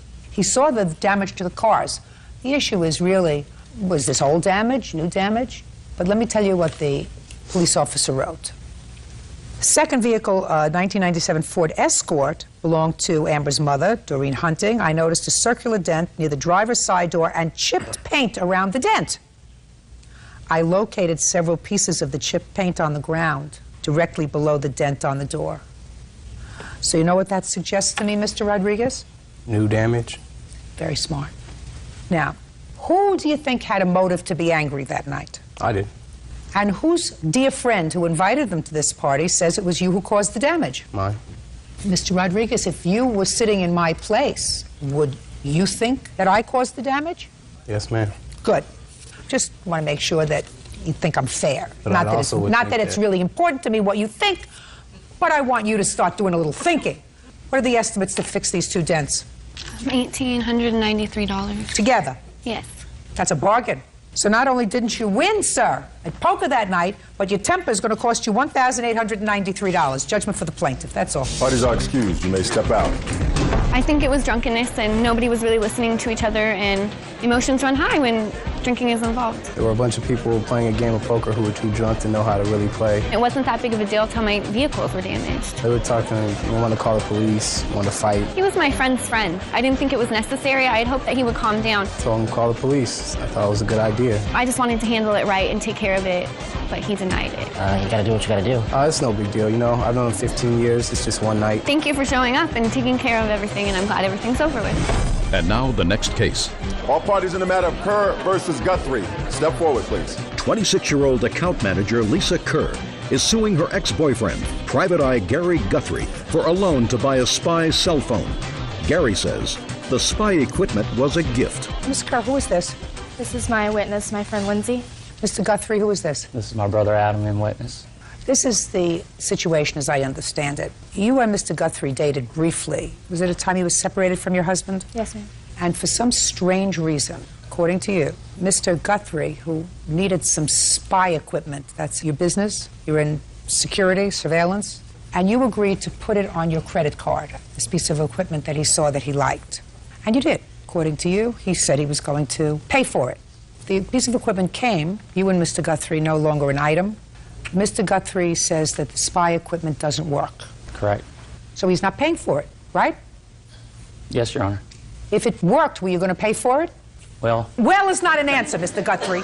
Well, I if it assumed it worked, was listen to me very carefully, sir. If it worked, were you going to pay for it? Just a second. The questions get harder. What's your first name? Gary. Gary? Listen to me, Gary. Try not to play with me, sir, otherwise you're going to look like an idiot. If it worked, were you going to pay for it? Yes, Your Honor. That wasn't hard, was it, Gary? No. Did you actually think you were going to come here and make a fool out of me? No. So it didn't work. And you told the plaintiff it didn't work, right? Yes, ma'am. And so the company said, send it back to us, and while you're not going to get your money back, you can buy additional merchandise. Or switch it out for another one that might work if it Or came. switch it out. Yes, ma'am. And you understood that, right, Gary? Yes, Your Honor. See how mellow Gary is getting now? Gary gets it now. Because in Gary's answer, he thought he was being a wise guy, and he told me first it was a gift from her, that she bought him a gift. And then she changed her mind because she went back to her husband and they got this big bill, and that's why she's probably coming after him. That didn't ring true to me. So that's why I asked Gary if he was intending to pay her back for it if it worked. You understand, Gary? Then you bring along genius with you over here. Because the idea was, according to you, and you agree, that you were told to pack up the old equipment and send it back to the company. And you brought her over the box. No, I didn't actually bring the box. How did she get the box? Through my brother. He brought her the box. Yes. And she paid for sending it back. That's correct. Not you. She paid for sending it back. Now, genius, you can stand up. Lisa Kerr says ex-boyfriend Gary Guthrie owes for a loan to buy a spy phone. Gary claims the phone was broken and he tried to return it. You got a first name? Adam. You didn't pack up the spy equipment, did you, Adam? I was told is not an answer. I did pack up the equipment. You did? But I grabbed the wrong device, apparently. What does that mean, genius? When I gave it to Lisa and she shipped it off, they could tell her it was the wrong device. But I did not know because my brother was out of town. It was a phone call that told me to pack up the device. What did you tell your brother to do? I told him to grab my cell phone and pack it up to get to her. Your cell phone? Well, that's not a spy piece of equipment that costs $3,400. Well, if you've seen my other cell phones, you'd understand that I have a lot of cell phones, and all my cell phones are pretty high-tech. I somehow think, Adam, that this was a little scammy-whammy that was going on here, kids. You sent back the wrong thing. Did you send back the wrong thing? Yes, by accident. Ultimately, you found the device, and it had not been sent back, right? Correct. When you found the device that had not been sent back, what was the first thing you did? Well, I told her I obviously missed. So the first thing you did was call her? I tried to attempt to. I wasn't able to get in touch with her. So you did call her? Yes, once I found out it was the wrong device. Well, then I want to know, what date did you find out it was the wrong device? Mid-December, somewhere in the middle of December. And when did you find out that they didn't receive the device? It was right around December the 18th or 20th. And when did Mr. Guthrie call you? I actually never spoke with him about that until I had left to go on Christmas vacation, and I ended up breaking my leg. So I was out of commission for a few months, and I finally got a hold of him again in March. So between December, when he found out that he did not give you the right piece of equipment, and March, are you telling me he never called you? Not that I spoke with him, and not a message that I got from him, no. So he never called? No, ma'am. As far as you know, he never called? Right. What did you do with the piece of equipment, Gary? Well, come mid-April, we were fishing, and I was trying to get the device to work, which is the whole issue, how it didn't work. And out of frustration, it actually ended up in the lake. So, Gary, who do you think ought to pay for this piece of equipment? Well, my assumption, seeing that she didn't call me back for that period of time. Didn't call you back? Did you send her a letter? I didn't send a certified letter, Your Honor, no. Did you send her back the piece of equipment and say, I'm sorry, my idiot brother made a mistake? The answer is no. The answer is you took the piece of equipment and you threw it in the lake. It's according to you. I don't know whether I believe you or not, but that's according to you. When did you throw it in the lake, Gary? Let's see, April, mid-April. So you could have done a lot of things. The first thing that you could have done was try her once on the phone if I believed that. You couldn't get her in. So you packed the piece of equipment up and say, I'm sorry, this was a big mistake. That's in December. I'm going to bear the burden of sending it back to the company. I don't want you to send it back for another $70 because my brother doesn't know whether he's a foot or horseback, right? You chose not to do that, Gary. Were you annoyed that she went back to her husband? Huh? No, Your Honor. Well, then if you weren't annoyed that she went back to her husband, why don't you do the right thing? Yes, you'd say lack of communication. Lack of character is more like it. How much was it? The original purchase was $3,035. The other items that he chose to replace it came to an additional $223. They wouldn't send me a return authorization. Just a second, you mean you bought other stuff, Gary? Gary! Did you buy other stuff? You bought another $223 worth of stuff? I was trying to exchange, yes. You were trying to exchange it for the wrong piece of equipment that your brother sent back. Something that actually worked. Just a second. You bought some other stuff despite the fact that your brother sent back a bad cell phone instead of this piece of spy equipment. I wasn't aware that he'd done that, Your Honor. Well, did you send back the other stuff that you purchased for $223? I never received it. We never received it because we had to give them the list of the items that we wanted in replace of it. After we gave them that list, they gave us the return authorization. Once they received the phone, they were going to send the items. Well, they never received the phone. So they never sent the items. Why? Then you shouldn't be charged for them. But I have the email where it says we have to charge your card prior to even giving you the return Then you have authorization. to call them and say you never sent those items. Do you understand? I'm not charging them for those. That you take up with the company. They never sent you the merchandise. They can't charge you. I have done that. It's a company in Thailand. It's really the only way I can communicate with them is through email. Well, then I would suggest that you be smarter next time and not deal with a company in Thailand and not deal with Gary. Understood. And his brother. Judgment for the plaintiff in the amount of $3,035. That's all. Parties are excused. You may step out. Well, 41-year-old hairdresser Kim Reed. Herbert claims he overpaid his child support. Kim is countersuing for attorney's fees. Order. All rise.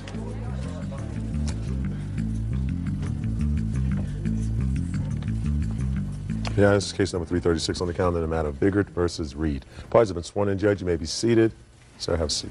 Mr. Biggert, the defendant is your former wife, and it is your claim that since you've been divorced, separated, and under a child support order, you have overpaid some $3,500 in child support. Yes. You say that it was not an overpayment, the money was used for the children, and there was some sort of an agreement for him to pay you additional money. You have a counterclaim for $700 because you say he was ordered to pay $700 in attorney's fees for some sort of a custody proceeding the two of you were involved with, and he did not pay that amount. When were you divorced? 1988. And you have 2 children? Yes. How old are they?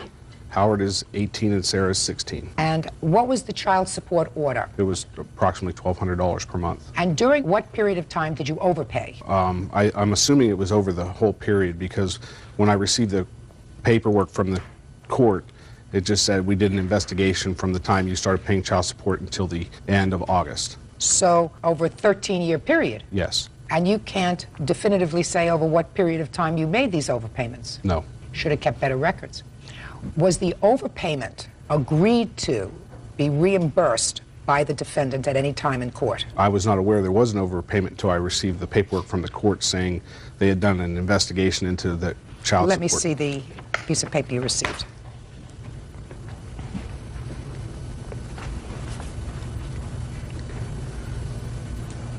At the time you received this order, it indicates that $3,573.85 was overpaid over the course of 13 years. Yes. I'll hear you.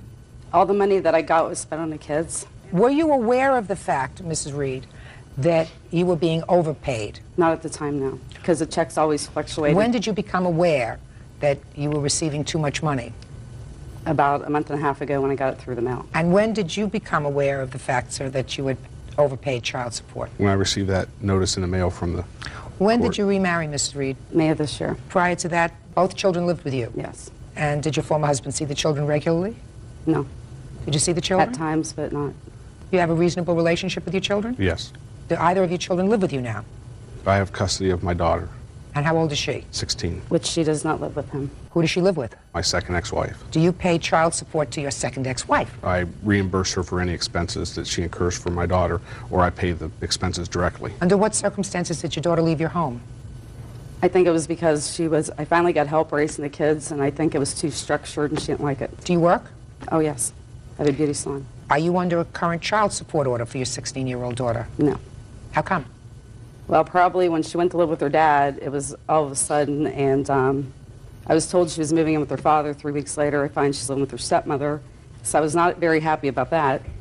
And no one's ever requested child support from me. But as my income compared to his income, I don't think there would be much anyways. I'm not so sure. Well. How many children do you have? 5. How many children do you have? 2. I guarantee you if somebody requested child support, you would pay it. Oh, definitely. What kind of income did you have at the time that the children were living with you? It was about $11,000 a year. So it was like all I could do to keep us in the house that we bought together when we were married, but I wanted to keep the kids where they were raised. I want to do a calculation for you, Mr. Biggert. Maybe it will make you feel better. Difference of $3,500 over the 13-year period. Do you know what that comes out to, Mr. Biggert? $22 a month. Yes. Or $5 a week. So nobody got rich on that difference. And quite frankly, I don't feel justified in saying to the defendant who really didn't know that she had received an overpayment, now you have to come up with $3,500, unless you can tell me that you don't think that she spent that $5 a week, at least in part, on the children. Well, I think, Your Honor, that she's probably spent more than that, and I spent more than that over that 13-year period myself. Right. That's a good thing. Okay. You want to tell me about this counterclaim that you have? Yes, I've got information that he was to pay for our son being custody changed last year. It was ordered that he pay me the amount of $900. $900 for what? The attorney fees for the custody. What happened with that custody proceeding? Well, actually, my son come back to live with us, with LG and I, and the 900 attorney fees, it says here, was to be paid to me to pay my lawyer. And so far, Herb's paid 200 of it, and said he would pay me, or if I paid the other 700, he would deduct it from the 3,500 that I owed, and he would only be suing me for the 2,800. Mm-hmm. And I just didn't feel that was correct. What did you feel was correct? When the court order, because I have a court order here stating that he's to pay it. You have a court order that he was to pay $900 for your attorney, and he's got a court order that says that he's supposed to pay so much for child support. He overpaid you in child support. You want me to give more recognition to your order than to his? No. So why should he pay you a penny? Real cases, real people. Judge Judy. Herbert Biggert says ex-wife Kim Reed owes for the return of child support. Herbert claims he overpaid and Kim kept the money. Go ahead. this was supposed to be paid back in January, and it was not paid. So I understand. Well, that's your counterclaim. He's what? Your Honor, if I might, you said yourself we were talking about $5 a week over 13 years. Right. But it accumulates to $3,500. Exactly. Right. This court order was basically after the fact as far as paying the attorney fees from a change of custody. That's why the countersuit. When was the order? January 9th, 2001. Okay. No, he was still paying child support in January of 2001, sir. Yes. He was still overpaying child support in January of 2001. But we didn't know until now. I understand that. But for you to suggest that I'm going, or anyone would order him to pay you $700 or $900 for your attorney's fees when you have collected $3,500 in excess of the child support award, even over 13 years, is ludicrous. It's ludicrous. Especially, Ms. Reed, since, and I don't know all of the facts, but you have a 16-year-old for whom you are paying zero support. Because I was never ordered yet. If a man, Ms. Reed, if a man said that to me in court, I don't have to pay child support because I was never ordered to pay it, I would wipe up the floor with them. You don't have to be ordered to pay support for a minor child. That's your obligation. That's your obligation as a parent. But I do not have the funds that he has. It doesn't make any difference. But if my daughter needs something, I do go get her and take No. her. No. You don't have to have the same funds that he has. Child support obligations are supposed to be fair. And you have perhaps less funds than he does, and he has more obligations than you do. You have yourself and your husband, and he's got himself, and he has at least 4 children that he's supporting. One is emancipated, but he has 4 children for whom he pays support, including your daughter, who is no longer living with you. So you should be paying something to his ex-wife every month. To his ex-wife, I would. Well, then you should be, and you don't have to wait for a court order to do that. Well, see, I never understood how all this went. When I had both my children, he paid me. When he had Howard, or one of my children, and I had the other, it just got cut in half, and I didn't have to pay for Howard, so I didn't understand that I really should have to pay for her. And knowing that, I had no problem. I just didn't know. Just a minute. I mean, I just want you to think about this. Howard went to live with his father, so he paid you half of what he had been paying. Right. Why should he pay you anything? I don't Why know should he pay you anything? Now, you have 1 child, he has 1 child, and you each support the 1 child that you have in your custody. You think it's sort of fair that his child support order was cut in half. To me, you have far fewer obligations, you have a working mate, and if 1 child is living with you and 1 child is living with him, then what you do is you each take care of the child that's living with you. We shouldn't have to pay you a penny. That's fair. I try to be a fair person. In any event, Mr. Biggard, while I am minorly sympathetic with your position, truth of the matter is, if you never got this piece of paper from child support enforcement, you would not have known that you had overpaid over the course of 13 years an additional $5 a week. Correct? Yes. You would have been able to sleep easier. Yes. Right? Not a big deal. On the other hand, because the money went for your kids. There's no question that if she had an extra $5 a week, she didn't go out and buy herself a sable coat. That be a fair statement? Yes. All right. On the other hand, it is the height of chutzpah. You know chutzpah? I know chutzpah. To suggest that I'm going to give you any part of your counterclaim after you have been enriched over the course of 13 years, the amount of $3,500. So your counterclaim is dismissed. Your lawsuit is dismissed. Go be nice parents to your children. Don't fight anymore. And try to be happy. Thank you, Your Honor. Parties are excused. You may step out. Thank you. When the court determined that I had overpaid, and I thought it was fair to receive the money back. I spent it on the children. And now the next case.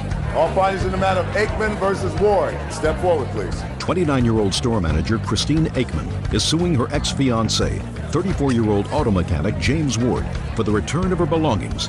James says she gave him the belongings in exchange for a car. Miss Aikman, how long did you and the defendant live together? 6 years. When did you separate? We actually separated shortly after Christmas of last year. And according to your complaint, when he left, he took some property that was yours? Correct. And that he owes you for some rent? Mm-hmm. And Mr. Ward says he doesn't owe you anything for rent, and that the things that he took was a trade-off with a car that you had had together. That you took the car, and that was the agreement that he would be able to take certain property. All right, so I have a few questions. When you lived together for this 6-year period, how did you handle the finances, Ms. Aikman? With his paychecks, he'd take care of rent, other little things. With mine, I'd take care of our cable, our lights, food, necessities. And how much was the rent? $5.95 plus gas. And when you had to buy things for the house, how did you do that? It would just depend on what money was where, what was left. So tell me about these things that you say that he took that belonged to you. What did he take? He took an antique bed that was given to me by my grandfather. My grandmother passed away. I was also given her... Okay, so a bed that was a gift to you. Right. From your grandmother. Just let's deal with one thing at a time, please. An antique bed that was a gift to you, not purchased, it was a gift to you. All right, Mr. Ward, let's deal with the bed. You took the bed. All I have is a box spring and a frame, and it was given to both of us by her grandfather. When you say her a box... mattress, I left the mattress. I'm not talking about the mattress. The bed itself, Just a steel frame and 2 box springs is all. Not the a original headboard, bed. it doesn't Not have a headboard? No headboard, no nothing. Is that right? Yes, it is. Give me a break. What kind of an antique frame? I never heard of an antique frame. I heard of an old frame, but I never heard of an antique frame. She's had it forever. Oh, Miss Aikman, give me a break. Move on. What's next? All right. I also have a 27-inch color TV. Now, where did the 27-inch color TV come from? I purchased it with my tax refund about 4 years prior. 4 years ago while you were still together? Yes. While you were sharing your money? Correct. Okay. What's next? There's also the antique, or the quilt that my grandmother handmade that I cannot replace. Quilt? Where's the quilt? It's not an antique, it's store-bought. I don't care. And she said I could have it with the bed, with everything else. Yeah, she wants her quilt back. Okay. We'll put it in a box and send it back to her. It came from her grandmother. But what's next? One quilt. What's next? And the color TV. How many TVs did you have? We had one that worked and one that didn't. He conveniently left the one that didn't. What else did he leave? Well, the bedroom set that was given to me, he actually left that. He Bedroom left, set? Yes. Washer and dryer. He left in my kitchen. Kitchen set? Actually, he took the kitchen table and chairs, but he left me my dishes, my pots and pans. He did leave all that. So far, what's the vision in my head is that what you get back is the quilt. What's next? And the back owing in rent that he left when he left in the middle of the night on January 27th. And now, had you paid January's rent, sir? No, I haven't. I made arrangements with the landlord, gave him a 30-day notice. When did you do that, sir? January 1st. Well, that's not 30 days notice if you left on the 27th. I gave him the 3rd. I told him the 3rd of February. Okay. And I so moved out earlier. Show me the proof that you paid January's rent, because that was your arrangement. You were going to pay the rent. She was paying. I haven't paid it yet. I Your Honor. made arrangements with him. I needed the money to move into another place. So you haven't paid it yet? No, I haven't. All right. So so you owe her. All right. Now, how much did you have to pay? I had to pay $710, Your Honor. Let me see.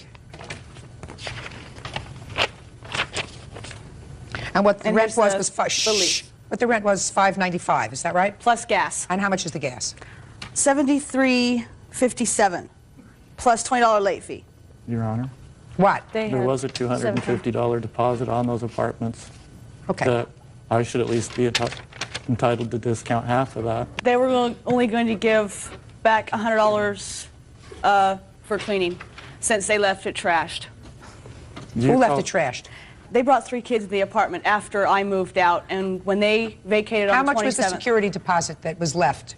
As far as what I know and what the landlord told me, there probably wasn't going to be much left. Well, that you have to proceed with the company anyway. You know you owe her this money. You said you needed this money to move into a new apartment. You owe her the money because your responsibility was to pay the rent. She paid for all the other bills. You were there practically the entire month of January, so that was your responsibility. Right. The rent. Other than that, I also paid the electric and the cable bills. All right. Listen, after 6 years, don't bother me with nonsense. Will you please? Okay. You get your quilt back because that was an antique. Tell me about this car. When did you purchase it, sir? In 1999, we got it financed. And you both paid for that car? Yes, we did. Is that right? And you now have the car? I do.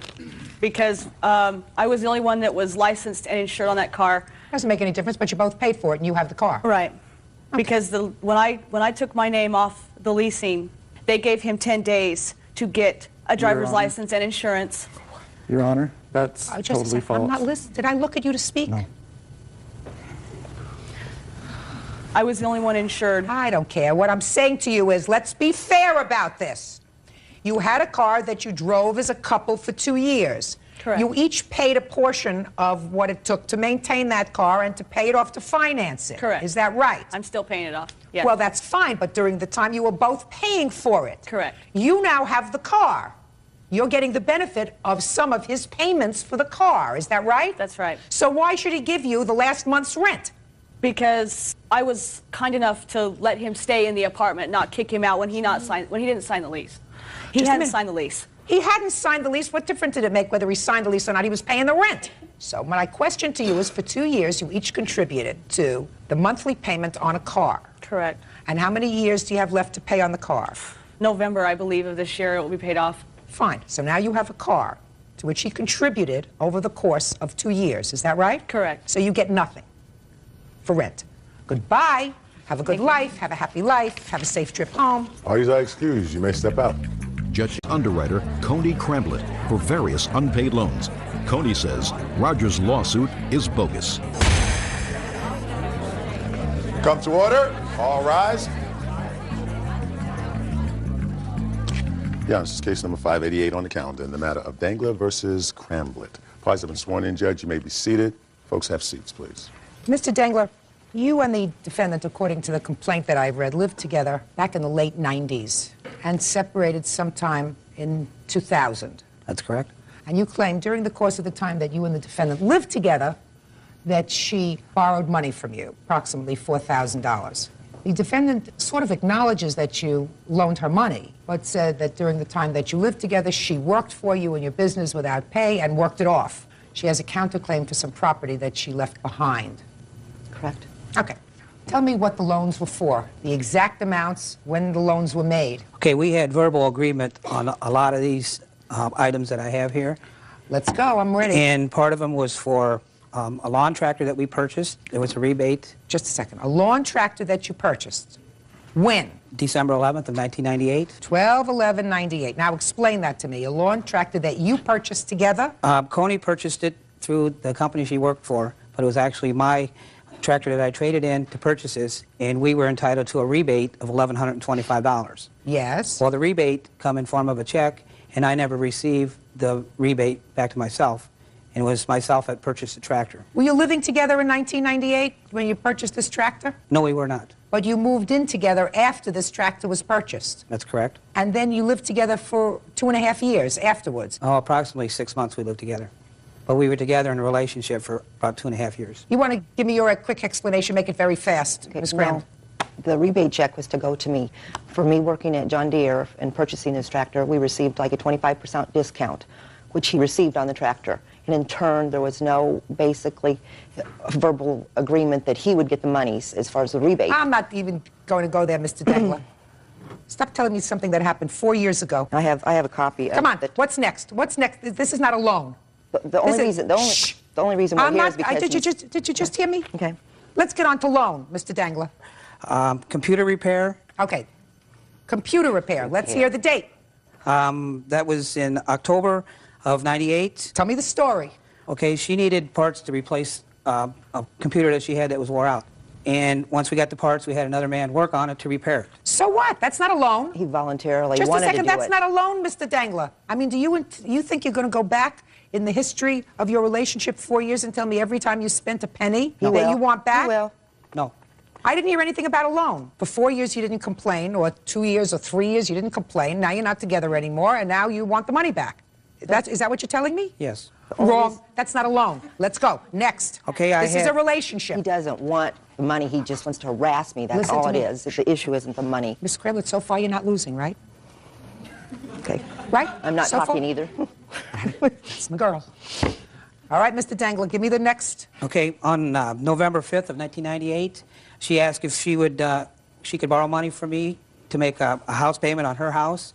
And I says, yes, I would loan it to you under conditions that I would be paid back for this. Oh, now you're getting the drift of it. You see how he picks up after a bit. How much was that? How much was that payment, sir? $561.37. Did he ever give you $561.37 in 1998? Yes, I recall he did, but he offered to give that to me. And there was an agreement, too, basically, that he has a lawn care service, and I would help him render services for, How? as far as, like, doing yard work. You would actually do the physical yard Yes, work? Trim, whatever, cut bushes. How often did you do that? Maybe 10 times, approximately. Okay, and did It's you been ever a long get time paid? ago. Did you ever get paid? No. Okay, go ahead. Mr. Dangler, what's next? When she lived with me, she moved out unannounced. She just packed up and moved out when I was out of town. Why was that? And she's... I'm sorry. And I she don't get stuck why me you for went there. utility bills and rent that she owed me for that month. What do you mean she stuck you with rent? Well, when that's she not lived, true. Go ahead. What do you mean when she lived with me, we made it a agreement that her and her son would pay $400 a month plus half the utilities. And I have she receipts that I did. And for that month, she moved You don't out. want to lose, do you, because you have a big mouth? I'm sorry. Now, that was in May of 2000. That's correct. We're now 2 years later. Can you tell me why you haven't pursued that rent for the pro rata share of her rent for the month of May if you were roommates? We only lived together approximately 6 months. I don't care if you lived together for And 2 months. I did ask for these payments to be returned, and they were never returned. So what I'm asking you, Mr. Dengler, is why did you rest on your laurels for 2 years before pursuing this matter in court? Because she told me financially she wasn't able to pay me back. What's next, Mr. Dengler? March of 2000, we traveled together on a trip to Arizona, and she was if I paid her airfare, she would reimburse me for the airfare. She never reimbursed me for the airfare for that. Did you have an agreement to reimburse him for any airfare? No, I did not. And we also stayed at one of my friends' house that we did not have to pay for a motel, and I did pick up as far as expenses for the restaurants and things. There was no discussion about that I would pay. What's next, Mr. Dengler? When we were on this vacation in Arizona, her son totaled out his car about a week before that. Okay, when we were on vacation, we got a phone call in Arizona that he totaled out Coney's car. So in a week's time, he totaled 2 cars out. It wasn't had a 2 week's traffic time. But accidents. that's irrelevant anyway. I'm sorry. You keep saying I'm sorry. Real cases, real people. Judge Judy. Roger Dengler says ex-girlfriend Coney Cramblett owes for unpaid loans. Coney says Roger won't let go, and this is another attempt to keep her close. So now we totaled out 2 cars. Go ahead. Okay, Coney asked me if I would help him purchase a car, and I loaned him money under consideration that, okay, he would pay me back, or she would if he couldn't make payments. Well, I have a payment schedule of money that he did pay on part of the vehicle, but he did not pay the full amount. How old was he at the time? 19 years old. He was an adult at the time that you made this loan, which means that you would pursue him first, right? Okay. What's next, Mr. Dengler? After numerous times of trying to contact her for repayment of this, I was harassed. I have phone messages, recorded messages from her son Chase where he was threatening me and harassing me. And I have proof with my daughter, the messages that came to my house that numerous times Coney would call me and she was in a rage and she was making all kinds of accusations and just confusing me that, you know, she still wanted me to be in her life. She still wanted me to be a part of her. I didn't want any part of it because I felt this was over with, and I just wanted the repayment of the money that I loaned to Coney. You didn't loan her any money, sir. I mean, the only loan that I see of all these loans that you allege is $561.37 that you, in fact, did give her for a house payment that she acknowledges that you gave her. Period. You took up living together, you lived together as a couple, you shared a home, you shared a bedroom, you know, you shared a life together, you went on vacations together. Now, 4 years later, you're coming to court and saying, well, I want all the money that I put into this relationship, I want it back. That doesn't happen. We don't have courts for that. We don't have courts for that. We don't have time for that. Now, on a similar note, Ms. Cramblett, you want to tell me what property you claim that you left behind that's worth $550? Basically, like, I purchased whatever, a comforter, bedroom ensemble. It was like a makeup mirror, a rock fountain that were gifts, some of them from him. The whole thing was initiated basically like from harassment. I have a police report. He basically is doing this only to get revenge and to see me again. There's no point as far as that he wants the monies. Ma'am, that is not true. My son is also a witness, and he also can tell you that this Not is a true. part of your complaint. I'm just reading it. How long were you married, Mr. Dengler? Not to the defendant, but how long were you married before? 3 years. And that was the only marriage that you had? Yes. And this is the child of that marriage? No, it is not. Of another relationship? Yes. That lasted how long? 3 years. You have a short attention span. This one lasted a little bit longer than that. Put a period. It's finished. It's over. Miss Cramblett bought a comforter. She left a pot. She left a pan. She left a makeup mirror. Stupid. We don't maintain a judicial system to take care of petty, stupid issues. Okay. People are supposed to be adults. If a relationship is over, and everybody has a narrow window of good health and good looks and an opportunity to live life to its fullest, and it seems to me absolutely ludicrous to invest one more minute one more hour in a relationship that's over. And it seems to me that that's what's happened here, sir. Your relationship lasted a couple of years. It was over. Then there was a time that you were speaking to each other, according to what I read, long distance. Then you find out things that she's got another boyfriend. You get angry. Stupid. It's over. Put a period. Move on to your next relationship. If you spent a couple of bucks, you're not talking about millions of dollars in the scheme of things, sir. Certainly money that you did not miss from 1998 to the year 2002. Your complaint and your counterclaim are dismissed. That's all. Parties are excused. You may step out. She's a user, and she'll take you for what she can get. She's an alcoholic. He was stalking me in hotels. He was, whatever, following me around. I do not have any reason to pursue her. I finally was kind of scared as far as with my life, and so I did make, whatever, a police report. It just got to the point where it got out of control. I'm just glad that it's over, and I hope that he'll finally leave me alone. And now the next case. All parties in the matter of Etchells versus James. Step forward, please. Computer engineer Henry Etchells and his wife Lisa are suing friends of friends, 29-year-old loan officer Dylan James and his wife Michelle for the down payment on a Harley-Davidson. Dylan is countersuing for damage to the motorcycle. Mr. Etchells, you agreed to buy a motorcycle from the defendant for $18,000. Is that right? Yes, Your Honor.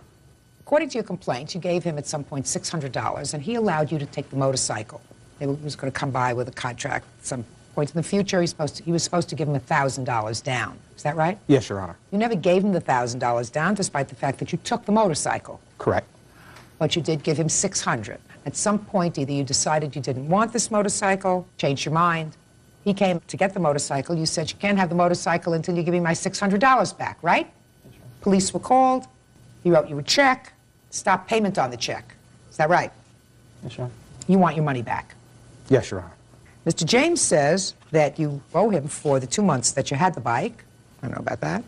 And that you also did some damage to the bike. And the reason you stopped payment on the check was because he noticed that there was damage done to the bike when he got it home. Yes, Your Honor. Okay. How do you know each other? He's next door neighbor to one of my friends. How much money did he give you at the time he actually took physical possession of the bike? Nothing. Nothing? Nothing. You're not in business, are you? No, Your Honor. Why did you take possession of the bike, sir, before you paid for it? Well, the defendant told me that it needed a bonded title, which I didn't know what that meant. And I found out by doing some research that a bonded title might mean he didn't have a title. And in order to get a bonded title in the state of Arizona, you had to have an inspection done on it, which this bike required a horn, high beam low switch, and a brake light. So that's minor stuff. So right? I took, That's correct, minor stuff. except until you hear prices. Your Honor, I've got receipts of getting all that repaired and all that stuff done, and it came out to $180. Yeah, I said, not a lot of money. That doesn't sound like a lot of money. So why did you take the bike? To do those repairs. Our agreement was that I would handle getting it ready for the inspection to get the bonded title, and he, the defendant, would handle getting the title afterwards. Okay. How long did it take you to get these things done? You know, I didn't get them all done. Without seeing a contract, I didn't want to go any further with it. So why didn't you return the bike? Just waiting for him to bring a contract. Where was it? In my garage. What did you do to it? Absolutely nothing. All I did was repair a brake light on it and fix a front brake that didn't work, and that was it. So you did do some work on it? Yes. Your Honor, I've got receipts showing that I had to get that brake light repaired. It wasn't fixed, and it stated on there that it didn't work. They stated on the receipt that it did not work. What kind of damage do you claim, Mr. James, that he did to the bike while it was in his possession? When I came over to his house, he was washing the pipes with steel wool, and chrome pipes you cannot do that with, and it left scratches all over the pipes. And this bike was a show bike, spinning magazines. And then I noticed there's a chip in the paint. It looks like maybe he dropped a tool on it or something like that. And then he had taken the gas tank off, where the gas tank goes over the frame. There's chips, and I've got pictures to show that. I'd like to see them. They're close-up pictures. I also have, this is before pictures.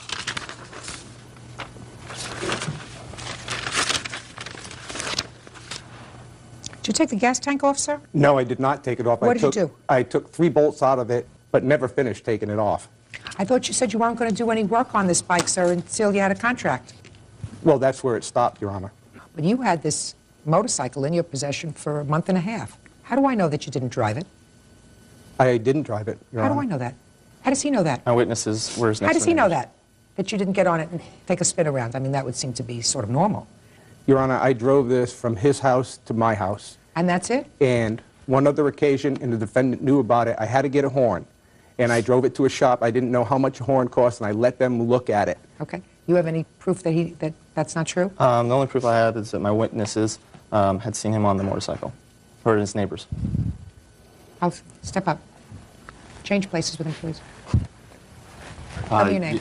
My name is Patrick Campbell. Mr. Etchells did specifically tell me that he drove it to his work and had shown it to some other colleagues that were interested in Harley Davidsons. Is that true, Mr. Etchells? Your Honor, that was the same day that I brought it to have the horn checked out. It's right near my work, and I told the defendant that I was driving it to work and I would stop by the motorcycle shop afterwards. So why did you drive it to work for?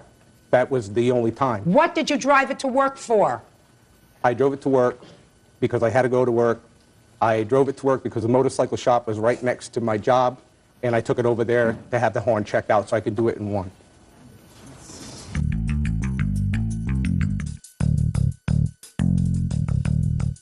You drove the bike for your own use. You don't get your $600 back. I find it outrageous that you kept the bike for a month and a half before you decided you didn't want it. I mean, I find you as a businessman, sir, a little bit lacking in intelligence, because you don't give a valuable piece of property to somebody who's a stranger, who you really don't know, without contract, without some security. So if he used steel wool on your hoodinky, there's no way you're taking care of that unless you replace the whole thing, because I have used steel wool on chrome in my time. It's messy. It's messy. But you take care of that yourself. So, did you sell the motorcycle? No, Your Honor. Are you going to keep it? For a while, yes. Good. You going to ride it? Yes, Your Honor. Good. Enjoy it. That's all. Goodbye. Eyes are excused.